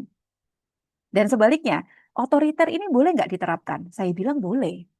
Karena dalam situasi tertentu, jenis kepemimpinan otoriter ini akan lebih efektif diterapkan untuk mengambil keputusan dengan cepat. Yang tujuannya adalah tujuan kebaikan ya. Sedangkan laissez-faire itu cocok untuk tim yang sudah matang, mandiri, dan mampu bekerja tanpa banyak arahan. Kemudian, kalau tadi saya tanyakan, ada nggak gaya kepemimpinan yang tepat untuk tim kita? Jawabannya benar-benar. Tadi jawaban dari teman-teman tuh benar. Kadang itu nggak bisa hanya menggunakan satu gaya yang benar-benar sempurna untuk di semua situasi. Karena gaya kepemimpinan itu harus menyesuaikan dengan konteks, dari konteks organisasinya, karakter tim yang ada dalam organisasi tersebut, tujuan yang ingin dicapai dalam organisasi tersebut, serta tantangan yang dihadapi. Dan seorang pemimpin itu harus fleksibel ya teman-teman. Mau tidak mau harus memiliki fleksibilitas dalam mengkombinasikan berbagai gaya sesuai dengan kebutuhan. Itu ya. Jadi kadang seorang pemimpin itu bisa bersifat demokratif dalam mengajak tim merancang strategi, tapi juga kadang-kadang bisa bersifat otoriter saat menghadapi keadaan darurat yang membutuhkan keputusan cepat. Jadi kalau tadi pertanyaannya boleh nggak memadukan gaya kepemimpinannya? Jawabannya boleh dan bahkan sangat disarankan. Karena pemimpin yang efektif adalah mereka yang tidak kaku dengan satu gaya, tapi mampu beradaptasi. Memadukan gaya yang memungkinkan pemimpin ini menjaga keseimbangan antara visi, keteraturan, kebebasan, dan kepedulian terhadap anggota tim. Terima kasih teman-teman untuk responnya. Baik. Kemudian kayaknya ini kita sudah mulai ini kok di share-share terakhir ya, di slide-slide terakhir. Sebentar ini saya lanjutkan lagi. Nah, ini perlu saya sampaikan teman-teman, terkadang kalau kita belajar tentang kepemimpinan tuh kayaknya kurang afdol kalau misalnya kita tidak menemukan sosok-sosok pemimpin yang mampu menginspirasi kita. Dari banyak literatur yang saya lihat ya, kemudian saya juga coba saya cari banyak wajah-wajah pemimpin yang mungkin bisa menginspirasi kita pada kegiatan pada hari ini yang ada hubungannya dengan grow, commit, dan lead. Ada 3 sosok. Yang pertama adalah Pak B.J. Habibie. Beliau ini adalah simbol intelektual dan komitmen pada bangsa. Ada Bu Tri Risma Harini. Beliau ini adalah seorang ASN staf biasa di awalnya dan kemudian bisa naik menjadi level yang strategis saat ini. Kemudian ada sosok jurnalis kebanggaan kita bersama ya, Mbak Najwa Shihab. Sedikit yuk kita cerita-cerita dikit gitu ya. Kira-kira dari 3 kisah inspiratif ini, Pak Habibie, Bu Risma, Najwa Shihab, itu memiliki 3 komponen grow, commit, and lead. Hingga beliau-beliau ini bisa mencapai posisi saat ini. Pertama, dari Pak B.J. Habibie. Pak B.J. Habibie ini adalah seseorang sederhana yang berasal dari keluarga sederhana juga di Parepare, Sulawesi Selatan. Sejak kecil, ia telah menunjukkan ketertarikan besarnya pada dunia teknik dan sains. Dan meski tumbuh dalam keterbatasan, semangat belajarnya ini tidak pernah surut. Dan ini membuktikan bahwa keterbatasan bukanlah halangan untuk bermimpi besar. Kemudian dari grow itu tadi, beliau lanjut pada hal komit, yaitu memiliki tekad yang kuat. Pak Habibie ini melanjutkan pendidikan tinggi di Jerman melalui beasiswa, hidup jauh dari keluarga, dan menjalani masa-masa sulit tidak membuatnya menyerah. Bahkan ketika banyak tawaran pekerjaan yang prestisius datang dari luar negeri, Pak Habibie ini tetap memiliki komitmen untuk kembali dan mengabdi pada tanah airnya, Indonesia. Kemudian di perjalanan panjang tersebut, mulai dari grow menuju komit, mengantarkan beliau menjadi seorang ilmuwan kelas dunia, Menteri Riset dan Teknologi, sampai akhirnya dipercaya menjadi Presiden Republik Indonesia yang ketiga. Dan dedikasinya ini dalam mengembangkan teknologi dan kemandirian bangsa membuat beliau ini dikenang menjadi Bapak Teknologi Indonesia. Dan teman-teman, kita tahu bahwa di buku-buku beliau yang akhirnya difilmkan, Pak Habibie ini pernah berkata seperti ini, tanpa cinta, kecerdasan itu berbahaya. Tanpa kecerdasan, cinta itu tidak cukup. Dan kata-kata ini adalah warisan yang berharga yang terus menginspirasi kita, para generasi penerus, bahwa kemajuan bangsa itu tidak hanya membutuhkan kecerdasan, tapi juga cinta dan ketulusan. Keren-keren memang sosoknya Pak Habibie ini. Berikutnya, ini kalau kalau untuk yang tinggal di wilayah di Surabaya gitu ya, itu pasti tahu ini maknya Surabaya, ini ibunya Surabaya, ibunya orang Surabaya. Kenapa? Karena Bu Risma itu kan eh, beliau ini sebagai pemimpin yang tidak tiba-tiba besar gitu loh. Jadi beliau ini lahir melalui proses yang panjang. Beliau ini memulai langkahnya dari tumbuh awal ya, dari grow awalnya beliau itu dari seorang staf tata kelola di pemerintah kota Surabaya. Kemudian saat itu beliau bekerja di balik layar tanpa sorotan kamera, tanpa tepuk tangan publik. Namun justru di sanalah ia menimba pengalaman, belajar mengenali diri sendiri, belajar memahami masalah data, dan menemukan arti pengabdian yang sesungguhnya. Kemudian beliau berproses dengan sikap komitmen beliau yang teguh pada setiap amanah yang diemban. Saat dipercaya menjadi kepala Bapeko, ia tidak sekedar menjalankan rutinitas, melainkan memperjuangkan gagasan benar, menghadirkan ruang terbuka hijau di tengah kota Surabaya, sehingga Surabaya dikenal sebagai kota hijau gitu ya di Indonesia. Bahkan diakui oleh dunia internasional gitu loh. Dan ini konsistensi ini yang membuktikan bahwa komitmen adalah fondasi kepemimpinan yang kuat. Kemudian pada akhirnya perjalanan itu membawanya pada fase lead atau kepemimpinan sejati. Saat duduk sebagai wali kota Surabaya, ia tampil sebagai simbol pemimpin yang berani dan pro rakyat. Ia turun langsung ke lapangan, mendengarkan keluh kesah warganya, dan membuat kebijakan yang berpihak pada masyarakat kecil. Tidak berhenti di situ, pengabdiannya meluas hingga tingkat nasional ketika beliau diamanahi jabatan sebagai Menteri Sosial. Namanya juga dikenal hingga ke dunia internasional, terutama karena komitmennya dalam memberantas kemiskinan dan memperjuangkan hak anak jalanan. Ini adalah gambaran nyata perjalanan seorang pemimpin ya, bertumbuh dengan rendah hati, berkomitmen dengan sepenuh hati, dan memimpin dengan keberanian hati. Ini menjadi inspirasi kita bersama karena saya lihat sebagian besar yang hadir dalam virtual Zoom hari ini itu adalah wanita-wanita ya. Jadi meskipun kita ini seorang wanita, tidak menyurutkan semangat kita untuk bisa menjadi pemimpin yang inspiratif. Berikutnya ada sosok Najwa Shihab. Siapa sih yang nggak kenal sama Mbak Nana gitu kan? Mbak Nana ini adalah sosok yang menunjukkan bahwa kepemimpinan itu bisa lahir dari konsistensi, integritas, dan keberanian mengambil langkah yang berbeda. Perjalanan Mbak Nana ini dimulai sebagai reporter muda di Metro TV. Dan saat itu ia sering diberi tugas liputan yang berat, mulai dari peristiwa politik hingga bencana besar. Dan tantangan inilah yang justru membentuk mental tangguh dan rasa percaya diri dari Najwa Shihab. Dari setiap pengalaman lapangan, ia belajar bahwa jurnalisme itu bukan hanya sekedar menyampaikan berita, melainkan sebuah panggilan untuk menghadirkan suara rakyat. Kemudian dari perjalanannya menjadi seorang reporter di awal, Najwa Shihab ini memilih komitmen pada jurnalisme yang independen dan edukatif. Ia berani meninggalkan kenyamanan di televisi besar dan mendirikan Narasi TV.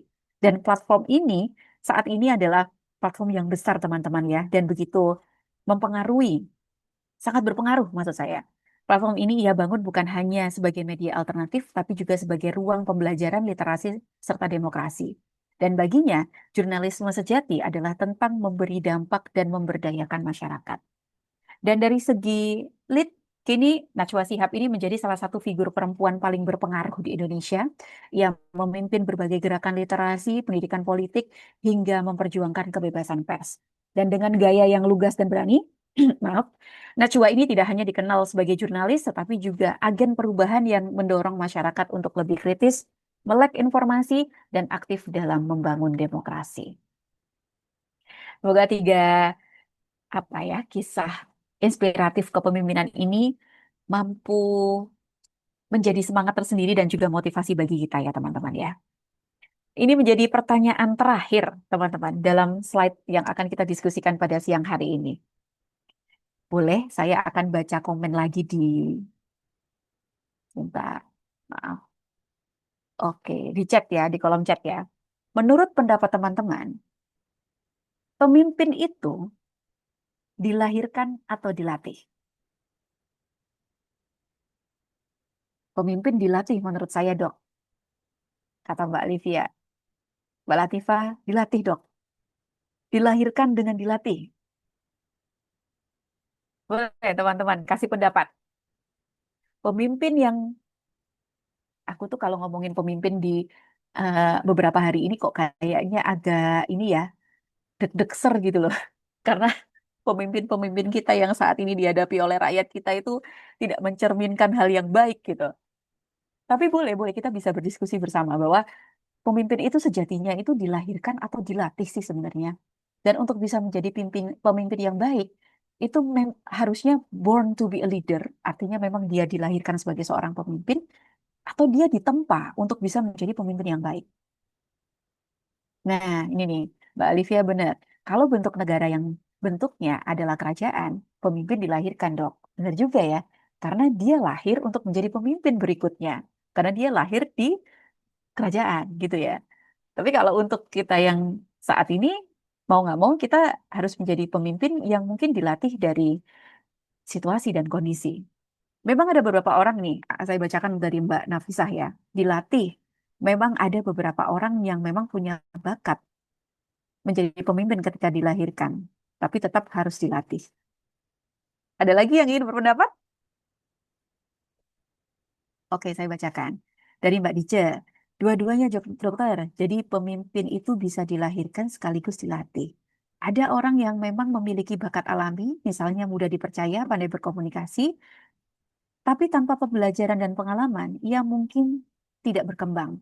Sebaliknya, orang yang awalnya pendiam atau tidak menonjol pun dapat menjadi pemimpin efektif setelah melalui pembentukan karakter, pelatihan, dan pengalaman lapangan. Wih, keren Mbak Dice. Terima kasih banyak teman-teman yang sudah ikut berkomentar ya. Benar-benar, saya setuju, saya setuju.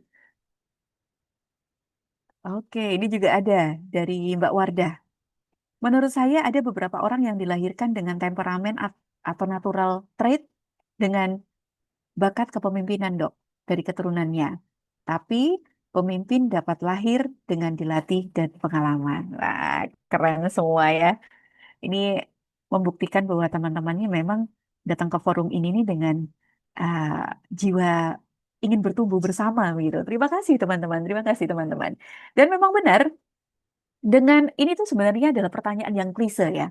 Klise itu artinya banyak pertanyaan yang berbicara pemimpin itu sebenarnya dilahirkan atau dilatih ya.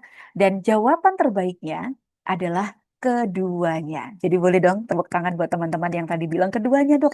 Ya dilahirkan ya dilatih gitu. Jadi ada yang bilang kepemimpinan itu adalah bakat alami, benar-benar seperti karisma, keberanian, kecerdasan, sama yang tadi saya baca komen-komennya teman-teman ya, yang sudah terbawa sejak lahir. Tapi memang faktanya banyak riset menunjukkan bahwa kepemimpinan itu juga bisa dipelajari. Artinya, meskipun ada orang yang sejak awal terlihat menonjol, setiap dari kita ini punya peluang yang sama untuk melatih diri kita menjadi pemimpin yang baik dengan pengalaman, pembelajaran, dan komitmen untuk berkembang. Siapapun bisa membangun kualitas kepemimpinan. Jadi, pemimpin itu bukan hanya soal dilahirkan, tetapi juga soal dilatih dan ditempa melalui proses. Wih, luar biasa. Dan ini adalah menjadi akhir dari perjalanan kita yang akan kita bahas di hari ini ya teman-teman ya. Kita belajar bersama bahwa setiap pemimpin yang besar itu tidak lahir begitu saja. Mereka tumbuh melalui proses yang panjang, membangun fondasi dengan pengalaman dan pembelajaran, kemudian dilanjutkan dengan memilih untuk berkomitmen pada nilai, prinsip, dan tujuan yang lebih besar dari dirinya sendiri, dan akhirnya mereka memimpin dengan memberi inspirasi, membuka jalan, serta membawa perubahan nyata bagi banyak orang. Grow, commit, and lead bukan hanya sebuah slogan, tetapi perjalanan hidup yang bisa ditempuh siapa saja. Karena ketika kita mau tumbuh, berani berkomitmen, dan tulus memimpin, kita sedang menyiapkan perubahan yang lebih baik. Tidak hanya bagi diri kita sendiri, tapi juga untuk tim dan juga dunia sekitar kita. Jadi, marilah kita pulang dari ruang ini dengan satu keyakinan bahwa setiap diri dari kita memiliki potensi yang sama untuk grow, commit, and lead di lingkup kita masing-masing. Karena kepemimpinan bukan soal tentang posisi, melainkan soal keberanian untuk memberi dampak. Terima kasih teman-teman semuanya. Ini adalah akhir dari presentasi saya. Sebentar, ini saya close dulu. Iya, Baik. inilah akhir dari saya. Terima kasih teman-teman yang sudah bergabung dari awal hingga akhir. Dan saya harap ini bisa menjadi inspirasi kita semua, menjadikan kita pribadi yang lebih baik daripada sebelumnya. Tetap sehat, tetap semangat, stay safe teman-teman. Dan terima kasih. Wassalamualaikum warahmatullahi wabarakatuh. Waalaikumsalam warahmatullahi wabarakatuh. Terima kasih banyak dokter atas ilmu dan materi yang sangat inspiratif sekali. Nah, jadi kalau boleh nih saya rangkum sedikit, kita belajar bahwa yang pertama, grow, yaitu bertumbuh, itu dimulai dari mengenali diri sendiri, memahami potensi dan nilai dan minat, agar kita bisa menentukan arah hidup yang lebih jelas. Kemudian yang kedua ada komit, yaitu berkomitmen, menjaga semangat dan konsistensi meskipun menghadapi segala tantangan. Kemudian yang terakhir ada lead, jadi di sini tuh kepemimpinan bukan hanya soal jabatan, tapi soal tindakan, teladan, dan pengaruh positif. Kemudian pemimpin juga bukan hanya dilahirkan, namun dilatih dan ditempa. Semoga poin-poin ini dapat menjadi bekal berharga bagi kita semua untuk terus grow, commit, and lead dalam kehidupan sehari-hari. Oke, baik rekan-rekan semuanya. Sekarang adalah waktunya untuk sesi diskusi. Saya membuka kesempatan bagi teman-teman yang ingin sharing atau mungkin ingin bertanya nih kepada Dr. Sapka.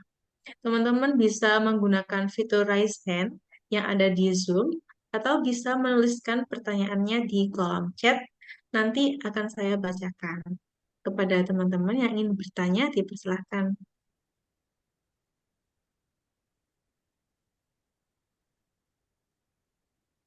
Oke, ini sudah ada beberapa yang raise hand. Mungkin dimulai dari Mbak Wardah dulu, bisa menanyakan pertanyaannya. Oke, terima kasih banyak Mbak Farah atas kesempatannya. Sebelum saya bertanya, saya mau mengucapkan terima kasih banyak kepada Dokter Sapta juga. Alhamdulillah hari ini materinya daging banget dok. Bahkan dokter em, kecepatan menyampaikan sudah cepat banget, tapi tidak ada substansi yang apa kiranya yang nggak daging gitu, semuanya daging dan bisa dipelajari. Jadi saya sangat senang bisa ikut materi pada hari ini. Kemudian dok, saya juga mau izin bertanya terkait proses bagaimana kita nanti bisa menjadi pemimpin, khususnya untuk diri sendiri dan untuk orang lain ketika kita mulai mempelajari bagaimana grow, kemudian komit, artinya insya Allah ke depannya ketika menjadi pemimpin, kita bisa menjadi pemimpin yang berintegritas, begitu ya dok ya. Yang omongannya pun bisa dipertanggungjawabkan, bisa accountable gitu, dan bisa diikuti dengan dampak baik bagi teman-teman semuanya. Nah, tetapi ketika memimpin, khususnya atau pastinya ya dok ya, pemimpin pastilah mengalami atau merasakan adanya kekhawatiran, ketakutan, apakah nanti omongannya itu benar gitu. Karena setiap omongan pastinya ketika menjadi pemimpin adalah senjata bagi anggota di bawahnya gitu. Apakah keputusannya juga betul, apakah tidak membebankan tim. Nah, saya izin bertanya, bagaimana cara untuk bagaimana ya, meminimalisir hal tersebut. Jadi sebagai pemimpin juga eh, percaya diri, lebih ke percaya diri untuk oke, keputusan ini adalah yang benar, walaupun ketika di sisi lain merasa kalau kita kayaknya kurang kurang oke nih dibanding anggota yang lain begitu, atau harus lebih banyak belajar lagi untuk bisa membuat keputusan yang baik dan lain sebagainya begitu. Dan takutnya juga apakah nanti keputusannya ketika salah akan mencelakai organisasi organisasi itu sendiri, seperti arah organisasi jadi berbeda, atau malah arah organisasinya menjadi sempit dan lain sebagainya. Begitu dok, mungkin kiranya pertanyaan saya. Terima kasih banyak dokter sebelumnya. Ya, baik. Terima kasih Mbak Warda. Bener loh. Kalau tadi dibilang materinya daging, ini pertanyaan daging kalau menurut saya ya. Karena yang karena nanti jawabannya pun pasti akan membuat kita apa ya semakin memimpin itu yang seperti apa. Ya, disclaimer di awal dulu ya teman-teman ya. Saya ini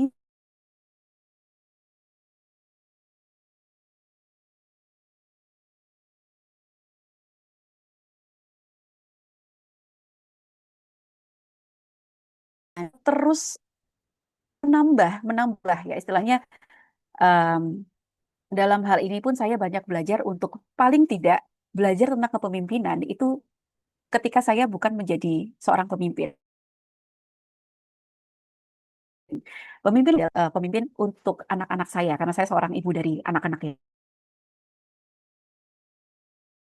ya. Jadi kan kita belajar dari buat suatu keputusan perlu ada bukan hanya sekedar tips atau trik atau enggak ya, tapi berdasarkan pertama adalah data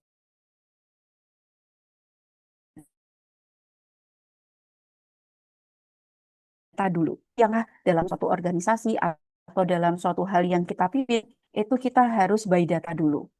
Data apa? Data apapun yang memang tujuannya adalah untuk membuat kita membuat suatu keputusan. Contoh lah, anggap ya satu organisasi, kita akan kebijakan membuat Zoom webinar apa yang akan kita bahas, esensi-esensi apa yang akan kita bahas di dalamnya, itu kan kita balik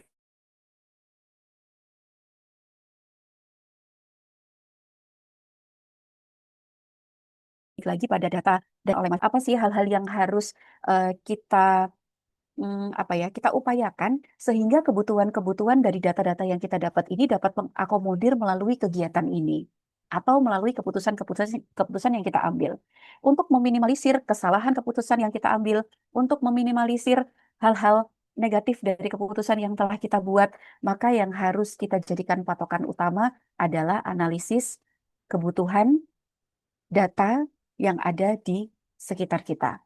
Paling mudah adalah fondasinya itu dulu.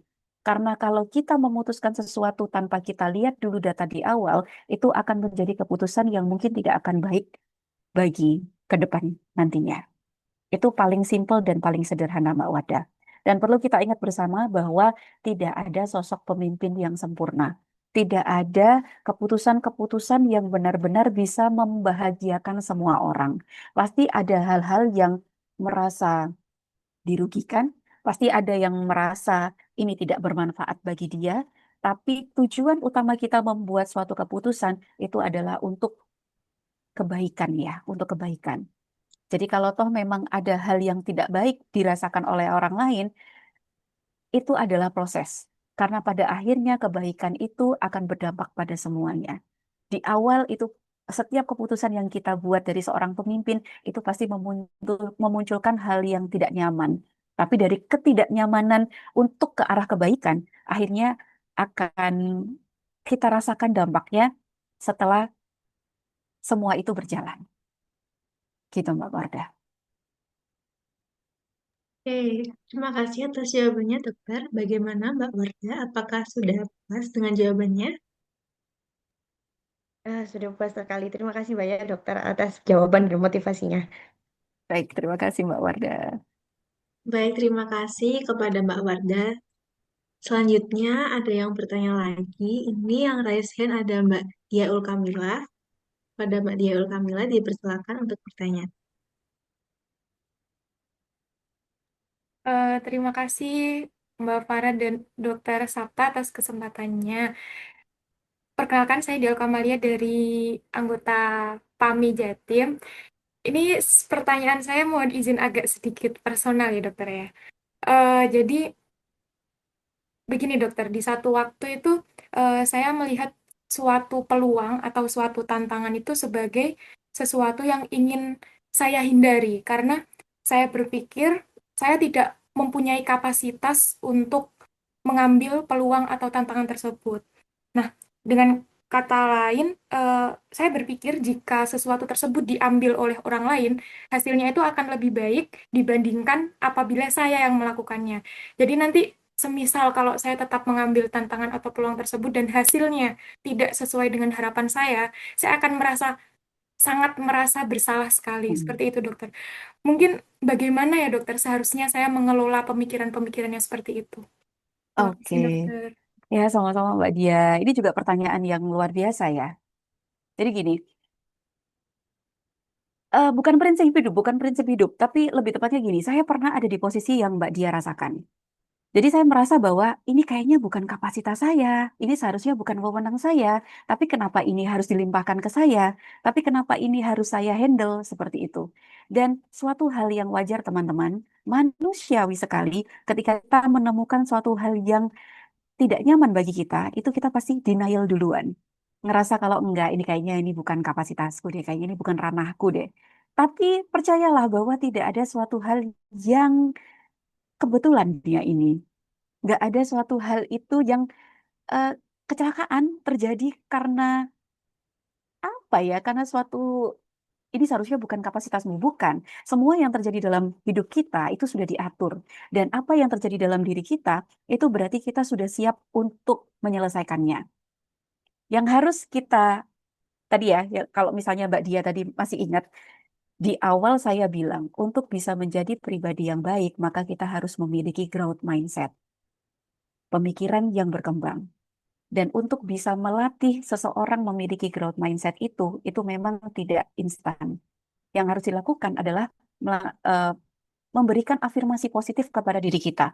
Bahwa kalau aku diberikan tantangan yang menurutku sepertinya aku tidak mampu, maka sebenarnya disitulah aku sedang ditempa untuk bisa menjadi pribadi yang lebih baik di level yang lebih tinggi. Itu. Jadi kalau misalnya ada sesuatu yang membuat Mbak tidak yakin terhadap diri sendiri, maka yang harus Mbak lakukan adalah meyakinkan diri sendiri bahwa apa yang terjadi pada Mbak itu sebenarnya memang yang bisa Mbak selesaikan sesuai dengan kapasitasnya Mbak. Jadi jangan ragu bahwa apa yang kita dapatkan, apa yang Tuhan kasih ke kita, apa yang Allah kasih ke kita, ujian atau mungkin tantangan dan lain sebagainya, itu adalah salah satu upaya untuk bisa menjadi pribadi yang lebih baik di level yang lebih tinggi. Saya paham kondisi Mbak Dia saat itu ketika menerima suatu hal yang merasa bahwa kayaknya aku nggak mampu deh menjalaninya. Tapi yang bisa kita lakukan adalah menjalaninya. Ya, tidak ada pilihan lain selain kita menjalaninya. Mau menghindar, percaya nggak percaya, boleh dicoba suatu saat nanti. Karena aku sudah merasakan ya. Ketika Mbak Dia ketemu dengan suatu hal yang nggak nyaman, kemudian Mbak Dia merasa ingin menghindarinya, dan akhirnya menghindarinya, jadi memilih keputusan untuk menghindarinya, percayalah, suatu saat nanti, meskipun itu di tempat yang baru, Mbak Dia akan ketemu dengan tantangan yang sama. Kenapa? Karena Mbak Dia belum menyelesaikan tantangan ini. Karena Mbak Dia eh, memutuskan untuk menghindarinya. Padahal sebenarnya ketika kita berhasil menyelesaikan tantangan ini, kita akan bertemu dengan tantangan baru, tapi tidak sama dengan tantangan ini. Ketika Mbak Dia merasa bahwa aku ingin menghindarinya, percaya deh, pasti akan ketemu dengan hal yang sama. Karena dalam hidup, kita itu nggak cuma sekedar ngejalaninya gitu loh. Tapi kita harus menghadapinya dan juga menyelesaikan untuk bisa naik ke level berikutnya. Gitu ya Mbak Dia. Semangat, kuncinya adalah semangat. Gak ada hidup yang sempurna, gak ada eh, apa ya perjalanan yang nyaman. Karena kalau kita tetap nyaman di zona nyaman kita nggak akan bisa menjadi pribadi yang berkembang dan lebih baik. Konsepnya adalah growth mindset. Ya, jadi milikilah em, pemikiran yang berkembang, ubah pandangan masalah atau apa ya, hal yang tidak nyaman bagi kita menjadi sebuah tantangan untuk menjadikan kita jadi pribadi yang lebih baik ke depannya. Itu. Terima kasih banyak Dokter Sapta, keren sekali atas tanggapan dan jawabannya. Jangan nangis loh, jangan Sangat nangis loh. mencerahkan pemikiran saya yang sedang gundah gulana ini. Terima kasih banyak dokter, semoga Ya, sehat selalu. sama-sama. Semoga bermanfaat, Mbak Dia. Ya, terima kasih kepada Dr. Sapta atas jawabannya dan kepada Mbak Dia atas pertanyaannya. Untuk yang selanjutnya, ini saya izin membacakan pertanyaan di kolom chat. Ini ada pertanyaan dari Kak Lani. Permisi, saya generasi tua, namun saya ingin ikut acara ini agar bisa tetap memahami generasi saat ini dan ingin selalu mendukung agar generasi saat ini menjadi generasi yang tangguh, kuat terhadap tantangan global yang merugikan dan bisa mengolahnya menjadi peluang yang menguntungkan. Saya pengajar, saya permisi bertanya terkait dengan komit. Komit itu saya artikan mengambil keputusan sama untuk Masalah masalah yang yang sama. sama atau serupa, suatu hal yang ajak, rutin, dan tingkah laku berulang yang sama atau konsisten. Biasanya dimulai dari umur berapa itu Seseorang bisa komit. terkait terkait dengan mental block, khawatir gagal. Kalau saya mengatakan hati-hati jangan melakukan ini, khawatir terjadi begitu. Sebagai anak menjawab nggak usah ngomong gitu, yang penting didoakan. Ucapan itu adalah doa. Kalau pikiran negatif, maka terjadilah yang negatif karena ada sebaran aura negatifnya. Nah, bagaimana sebaiknya menyampaikan pesan akan berhati-hati tanpa menyebarkan aura negatif? Mungkin bisa dijawab, Dokter Sabta. Ya, ini aku sambil membaca juga untuk menyelami ya. Mm-mm, mm-mm. Jadi sebenarnya tema kita hari ini tuh sebenarnya saling berkaitan satu sama lain. Untuk bisa menjadi pemimpin yang baik, maka kita harus mengenali diri sendiri, kemudian kita komitmen dengan hal-hal yang baik untuk bisa menjadi pemimpin yang baik. Komitmen itu adalah generator generator yang menyambungkan antara grow dan lead ini tadi. Kalau kita nggak komit, kalau kita nggak konsisten, kalau kita tidak melakukan ini secara terus-menerus, maka kita tidak bisa mencapai tujuan kita di akhir. Gampangnya tuh kayak gini. Saya seorang dokter. Saya seorang dokter, ketika saya lulus sebagai seorang dokter, saya punya keinginan. Aku ingin punya tempat praktek yang ramai pasiennya. Aku ingin punya praktekan yang kayak dokter-dokter yang lain loh. Nggak perlu kemana-mana, income-nya sudah banyak. Kemudian mulai nih aku dengan grow. Grow ini adalah tujuan goals-nya kan tadi ya. Tujuannya adalah supaya bisa bisa praktekannya ramai. Grow-nya adalah aku menjadi dokter yang baik, aku melatih komunikasi yang efektif kepada pasien, memberikan pelayanan yang prima kepada pasien. Tapi aku nggak komit. Nggak komit itu seperti apa? Komit itu seperti nggak buka praktek sesuai dengan jamnya, banyak liburnya, banyak alasan untuk tidak membuka praktek karena aku nggak komit. Maka goals aku untuk bisa mendapatkan pasien dalam jumlah yang banyak itu tidak akan tercapai. Itu yang dimaksud dengan komit. Contoh lah, kalau di sini saya baca ya, dengan posisi saat ini generasi yang tangguh, kuat terhadap tantangan global yang merugikan, dan bisa mengelolanya menjadi peluang menguntungkan, mm-mm, komit itu diartikan mengambil keputusan yang sama. Jadi justru pengambilan keputusan itu sebelum, apa ya, kalau aku bilang ya, membahasakan secara sederhana, komit itu artinya kita konsisten terhadap apa yang sudah kita putuskan. Jadi komit itu sebenarnya bukan pengambilan keputusannya. Komit itu justru adalah langkah setelah kita memilih melakukan sesuatu atau memutuskan sesuatu. Itu adalah komit. Kalau misalnya kita tidak berkomitmen, maka tujuan utama kita itu tidak akan terwujud. Itu yang dimaksud dengan komit. Kemudian berikutnya, komit itu saya artikan mengambil keputusan yang sama untuk masalah yang sama. Oh tidak, tidak, tidak. Jadi komit itu sebenarnya adalah bagaimana kita bisa konsisten untuk bisa melakukan kebaikan. Bukan, ini kalau misalnya ngomongin keputusan ya, misalnya gini, aku memutuskan untuk tidak makan nasi, misalnya seperti itu. Komitmen ya adalah ya bagaimana kita bisa eh, menekan diri kita, bukan hanya menekan ya, tapi membuat diri kita untuk, oke, kamu harus konsisten nih untuk nggak makan nasi, misalnya. Seperti itu. Jadi komit itu adalah prosesnya, proses menuju goals yang akan kita capai. Keputusan, yang digabungkan dengan komitmen yang utuh itu bisa membuat kita mencapai pada goals yang kita inginkan. Itu adalah komit. Kemudian kalau bicara di umur berapa seseorang itu benar-benar bisa konsisten terhadap apa keputusan yang dia buat, ini tidak ada pakemnya. Kenapa? Karena grow atau bertumbuh itu adalah proses. Kemudian komitmen yang dibentuk itu juga proses. Ada seseorang yang dilahirkan dengan kedewasaan yang lebih awal. Ada eh, manusia yang diciptakan dengan dia mampu membuat suatu keputusan dan dia mampu menjaga komitmen itu. Masing-masing manusia itu punya karakter dan pribadinya masing-masing. Kita nggak bisa benar-benar punya patokan yang pakem, oh di usia lebih dari 17 tahun, ketika mindset kita sudah mulai terbentuk, maka disitulah komitmen terwujud. Nggak juga. Karena menjadi pribadi yang berkarakter, menjadi seseorang yang mampu berkomitmen, itu bukan berdasarkan angka, bukan berdasarkan usia, ya kan? Tapi bagaimana dia mampu bertumbuh dengan melihat kemungkinan-kemungkinan potensi yang ada di lingkungannya, dan dia bisa belajar menjadi pribadi yang baik, sehingga dia mampu berkomitmen. Ya, jadi untuk Bulani, terima kasih sudah memberikan pertanyaan dan mungkin itu bisa menjawab. Tidak semua orang yang lebih tua itu memiliki kemampuan untuk berkomitmen.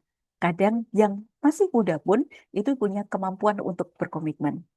Kemudian terkait mental block, khawatir gagal. Berbicara tentang psikologi kesehatan, manusia itu memiliki apa ya? Memiliki beraneka rasa. Dan kadang-kadang itu muncul di yang bersamaan. Ketika kita mendapatkan sebuah masalah, ketika kita akan menghadapi tantangan, ketakutan itu muncul, rasa bahagia, excited itu muncul di waktu yang bersamaan. Itulah rahasia keseimbangan metabolisme hormonal kita. Itu diatur oleh hormon, istilahnya seperti itu. Jadi pemikiran-pemikiran seperti itu tuh, ketakutan-ketakutan seperti itu karena menunjukkan bahwa tubuh kita sedang bereaksi terhadap apa yang akan kita lakukan. Kita ketemu dengan tantangan, kita akan menghadapi tantangan itu, tubuh kita bereaksi dengan muncul banyak pemikiran-pemikiran, salah satunya adalah pemikiran negatif, takut gagal. Tapi sebenarnya mental block itu bisa kita kendalikan. Ada hal-hal dalam tubuh kita itu yang wajib harus bisa kita kendalikan. Salah satunya adalah dengan mengontrol emosi kita. Mengontrol emosi ini nggak cuma sekedar amarah ya, tapi juga ketakutan, kesedihan. Itu juga salah satu hal yang bisa kita kontrol. Jadi bukan sesuatu yang tidak bisa kita kontrol. Jadi kalau misalnya ibu muncul kekhawatiran, ibu muncul mental block, takut akan kegagalan, pahamilah bahwa itu ada hal yang lumrah. Itu artinya tubuh kita itu sedang berproses untuk bisa meningkatkan keberanian kita untuk menghadapi tantangan tersebut. Apakah itu wajar? Wajar, Bu, nggak apa-apa. Dan apakah itu semua bisa terlewati? Perlu saya sampaikan dan yakinkan kepada Ibu bahwa semua pasti akan terlewati. Semua hal itu ada kurvanya, Bu. Dan ketika kita melewati kurva itu dengan baik, kita melewati tantangan itu dengan baik, kita mampu melewati ujian itu dengan baik, maka semuanya akan kembali ke kurva awal. Dan semuanya pasti akan menjadi baik. Gitu ya. Jadi kalau ada orang di sekitar kita, kita mau berbuat kebaikan, tapi apa ya, ditampis dengan hati-hati loh, ntar kayak gini, hati-hati loh, ini. Baik, balik lagi ke niat awal kita. Kalau niat awal kita adalah untuk kebaikan, kita berproses dengan jalan kebaikan, dengan tujuan kebaikan, maka jangan gentar. Dengarkan boleh, tapi jangan masukkan ke hati. Karena kalau nggak gitu, kita nggak akan sampai ke goals kita yang akhir gitu loh. Gitu ya. Dan hati-hati, pikiran kita, mindset kita, apa yang kita pikirkan, apa yang kita omongkan, itu menjadi sugesti dalam kehidupan kita. Makanya ada yang bilang, mending ngomong yang baik-baik. Karena ketika kita ngomong afirmasi positif, ketika kita ngomong hal-hal yang positif, maka itu juga akan kembali menjadi hal yang positif dalam diri kita. Itu adalah psikologi kesehatan. Kurang lebih seperti itu, Ibu. Terima kasih atas jawabannya, Dr. Sapta. Semoga bisa menjawab ya untuk pertanyaannya Ibu Lani. Baik, untuk selanjutnya ini ada pertanyaan dari Mbak Alivia Hera. Dok, kalau boleh tanya, menurut dokter tujuan apa sih yang paling berdampak untuk membuat kita grow dan komit? Terima kasih, Dok. tujuan apa sih yang paling berdampak untuk membuat kita grow dan komit? Tujuan apa yang paling berdampak? Tujuan untuk menjadi pribadi yang lebih baik. Titik itu, dimanapun. Maksudnya gini, tujuan kita berada di dunia itu apa sih kalau nggak untuk menebar kebaikan, ya kan? Kalau nggak jadi manusia yang paling sebaik-baiknya manusia adalah bermanfaat bagi orang lain. Jadi tujuan yang paling berdampak untuk membuat kita grow and commit adalah menjadi pribadi yang baik dan bisa bermanfaat bagi orang di sekitar kita. Itu saja. Karena kalau kita memiliki tujuan yang lebih dari itu, di luar dari kapasitas kita akan merasa terbebani dan merasa tidak akan bisa mencapai itu. Tujuan yang paling kecil dulu aja. Dimulai dari diri sendiri, dimulai dari hal yang kecil, dan dimulai dari diri kita untuk menjadi pribadi yang lebih baik dan bisa bermanfaat baik bagi orang di sekitar kita. Itu sudah tujuan yang paling berdampak untuk membuat kita akhirnya mau mengenali diri kita sendiri, mau berkomitmen untuk menjadi pribadi yang baik, untuk mencapai goals, bisa menjadi pemimpin yang baik, tidak hanya untuk lingkup yang lebih luas, tapi paling tidak dari diri kita sendiri. Gitu Mbak Olivia. Ini Mbak Olivia ini juga ini loh sosok pemimpin, pemimpin PAMI Jawa Timur kan. Dan beliau tadi dalam penyampaiannya pun saya lihat aura pemimpinnya sudah kelihatan gitu.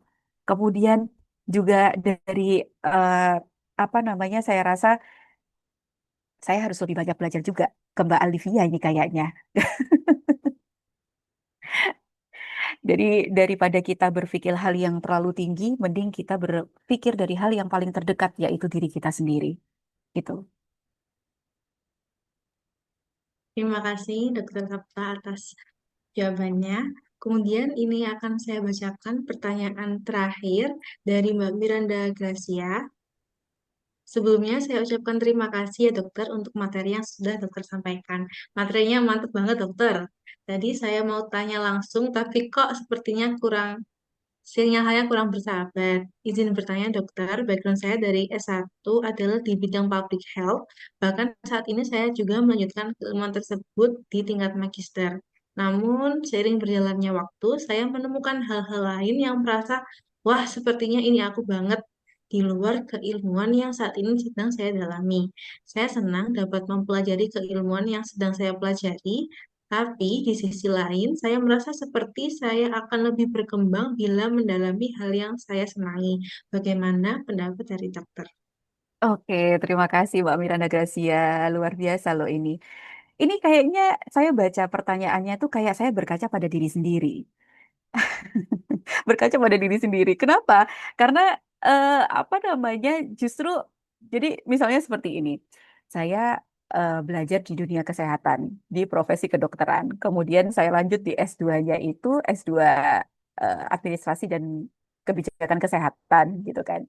Kemudian itu hal yang apa namanya dalam segi pendidikan saya. Tapi ternyata saya lebih nyaman di dunia psikolog dan juga dunia komunikasi gitu. Public speaking saya lebih seneng ketemu dengan yang nggak cuman ketemu sama data, nggak cuman ketemu sama permasalahan, tapi ketemu dengan banyak orang, menginfluence orang-orang tuh malah saya suka gitu. Satu sisi saya pernah merasa kayaknya saya salah salah salah jurusan nih kayaknya atau seharusnya saya tuh nggak jadi dokter kayaknya karena kok saya lebih menikmati dunia lain daripada yang saya pelajari di dunia akademi saya. Ini pernah menjadi gejolak saya sebenarnya.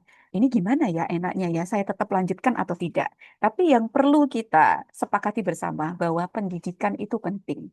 Pendidikan itu fondasi. Anda punya keahlian di bidang lain, tapi Anda tidak punya basic pendidikan, itu tidak akan berarti. Saya seorang dokter, harusnya saya berbicara di forum maksudnya forum kesehatan ya, forum kesehatan, bukan di di hal-hal yang bersifat pengembangan diri seperti ini. Tapi kalau saya tidak memiliki dasar pendidikan itu dan saya cuma hanya modal ngomong saja, itu tidak akan berarti. Itu pandangan saya seperti itu. Jadi pendidikan itu tetap penting, teman-teman. Belajarlah setinggi langit itu penting. Ambil gelar D3, D4, S1, S2, S3, profesor itu penting. Karena itu adalah fondasi kita di awal. Tanpa itu kita tuh kayak nggak punya tiket gitu loh untuk lanjut ke level berikutnya. Sedangkan eh, hal yang kita pelajari di luar dari pendidikan kita itu adalah bentuk pengembangan diri kita.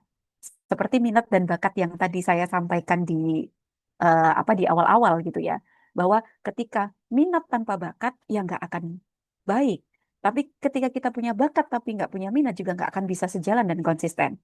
Jadi yang bisa kita lakukan adalah kita menyeimbangkannya. Pendidikan itu penting, mengembangkan diri itu juga penting. Tetap raih pendidikanmu, tapi juga tetaplah bertumbuh menjadi sosok atau mungkin citra yang lebih baik daripada sebelumnya dengan melanjutkan hal yang disukai. Boleh? Boleh. Halal? Halal. Nggak apa-apa. Tetap lanjutkan. Yang tetap pendidikan tetap dipegang dulu. Itu sih, Mbak Miranda. Terima kasih ya. Ya, terima kasih atas jawabannya, dokter. Terima kasih kepada Mbak Miranda dan teman-teman yang sudah bertanya. Wah, luar biasa sekali ya, dokter, pertanyaan dari teman-teman. Saya juga terima kasih untuk antusiasme dari teman-teman yang sudah aktif dan berpartisipasi dalam sesi diskusi ini. Semoga semua jawaban dari Dokter Sabta tadi bisa menambah wawasan dan semangat kita untuk terus grow, commit, dan lead. Nah, selanjutnya izinkan kami memberikan bentuk apresiasi kepada narasumber kita tercinta, yaitu Dokter Sabta. Pada operator, dipersilakan.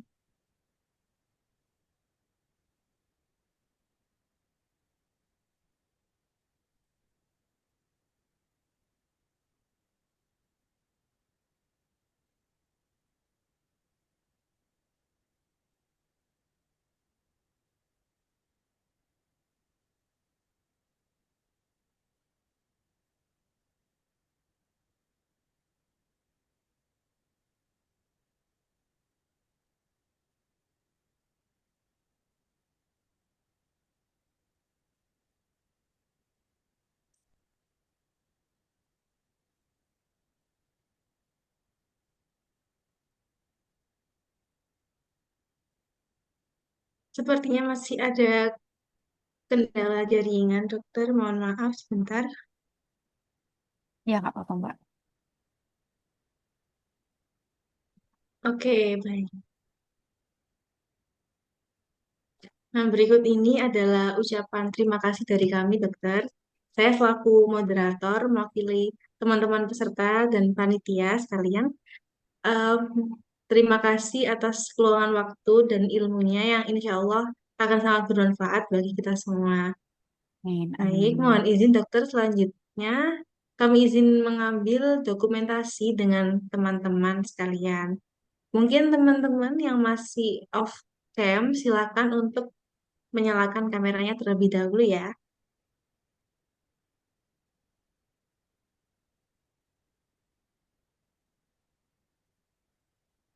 Untuk operator mungkin bisa diturunkan dulu share screen-nya.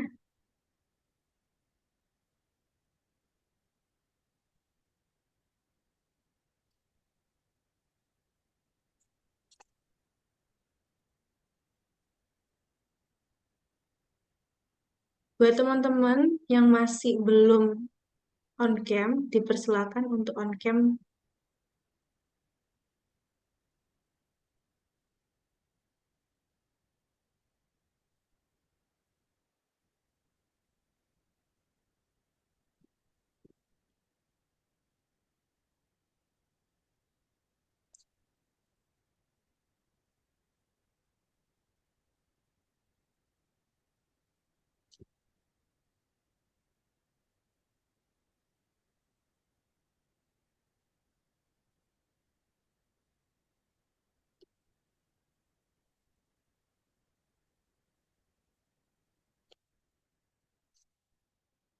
Oke, langsung saja saya pandu untuk sesi dokumentasinya.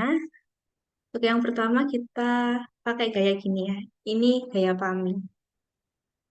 Oke, satu, dua, tiga. Satu, dua, tiga. Terima kasih. Selanjutnya mungkin kayak gini ya, teman-teman biar semangat. Satu, dua, tiga. Lagi, satu, dua, tiga. Oke, terima kasih. Baik, terima kasih ya teman-teman. Ini fotonya sudah diabadikan. Semoga jadi kenangan manis di acara kita hari ini. Terima kasih juga kepada Dokter Sapta atas waktu dan ilmunya. Untuk selanjutnya, apabila dokter ada keperluan lain, dipersilakan untuk meninggalkan Zoom. Baik, terima kasih ya teman-teman untuk kesempatan hari ini. Untuk PAMI Jawa Timur, sukses selalu, sehat selalu teman-teman. Stay safe dalam kondisi yang tidak kondusif saat ini. Mohon maaf apabila tadi dalam penyampaian ada hal yang kurang berkenan.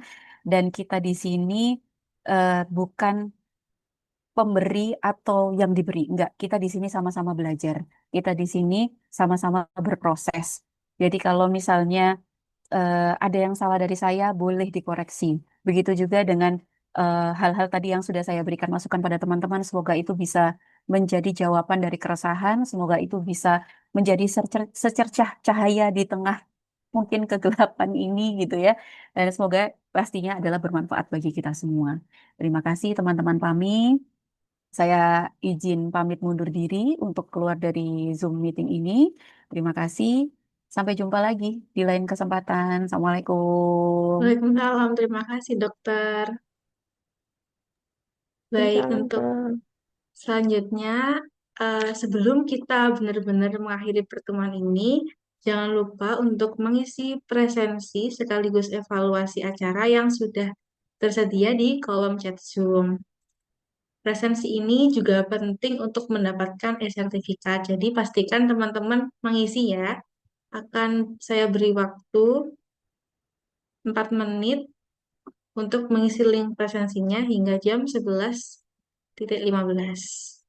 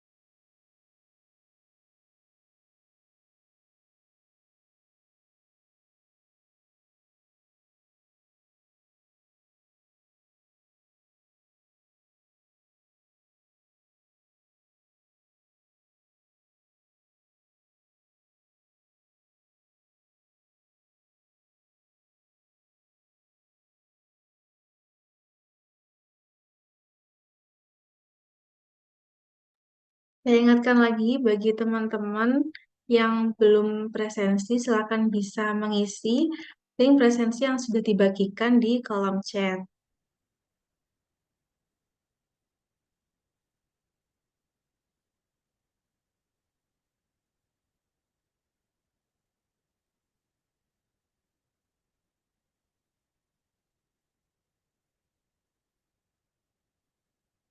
Baik, apakah sudah mengisi semuanya ya teman-teman? Oh, ini Mbak Latifah Lala sudah.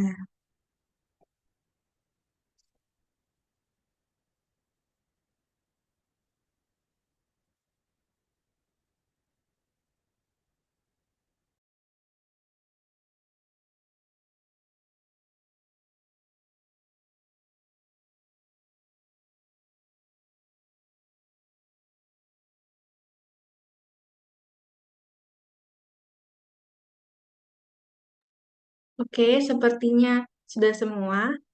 Untuk link absensi ini nanti dibuka sampai pukul 15. Jadi buat teman-teman yang mungkin ketinggalan bisa diisi sampai batasnya pukul 15.00. Oke, tidak terasa ya teman-teman, kita sudah sampai di penghujung acara. Terima kasih kepada seluruh peserta dan panitia yang telah menyukseskan acara ini. Semoga apa yang kita dapatkan hari ini bisa jadi motivasi untuk terus tumbuh, berkomitmen, dan berani memimpin. Saya atas nama panitia mengucapkan terima kasih yang sebesar-besarnya kepada peserta, dan seluruh pihak yang telah mendukung terselenggaranya acara ini. Akhir kata, saya Valencia Aprilia, mohon maaf apabila ada kekurangan selama acara berlangsung. Wassalamualaikum warahmatullahi wabarakatuh.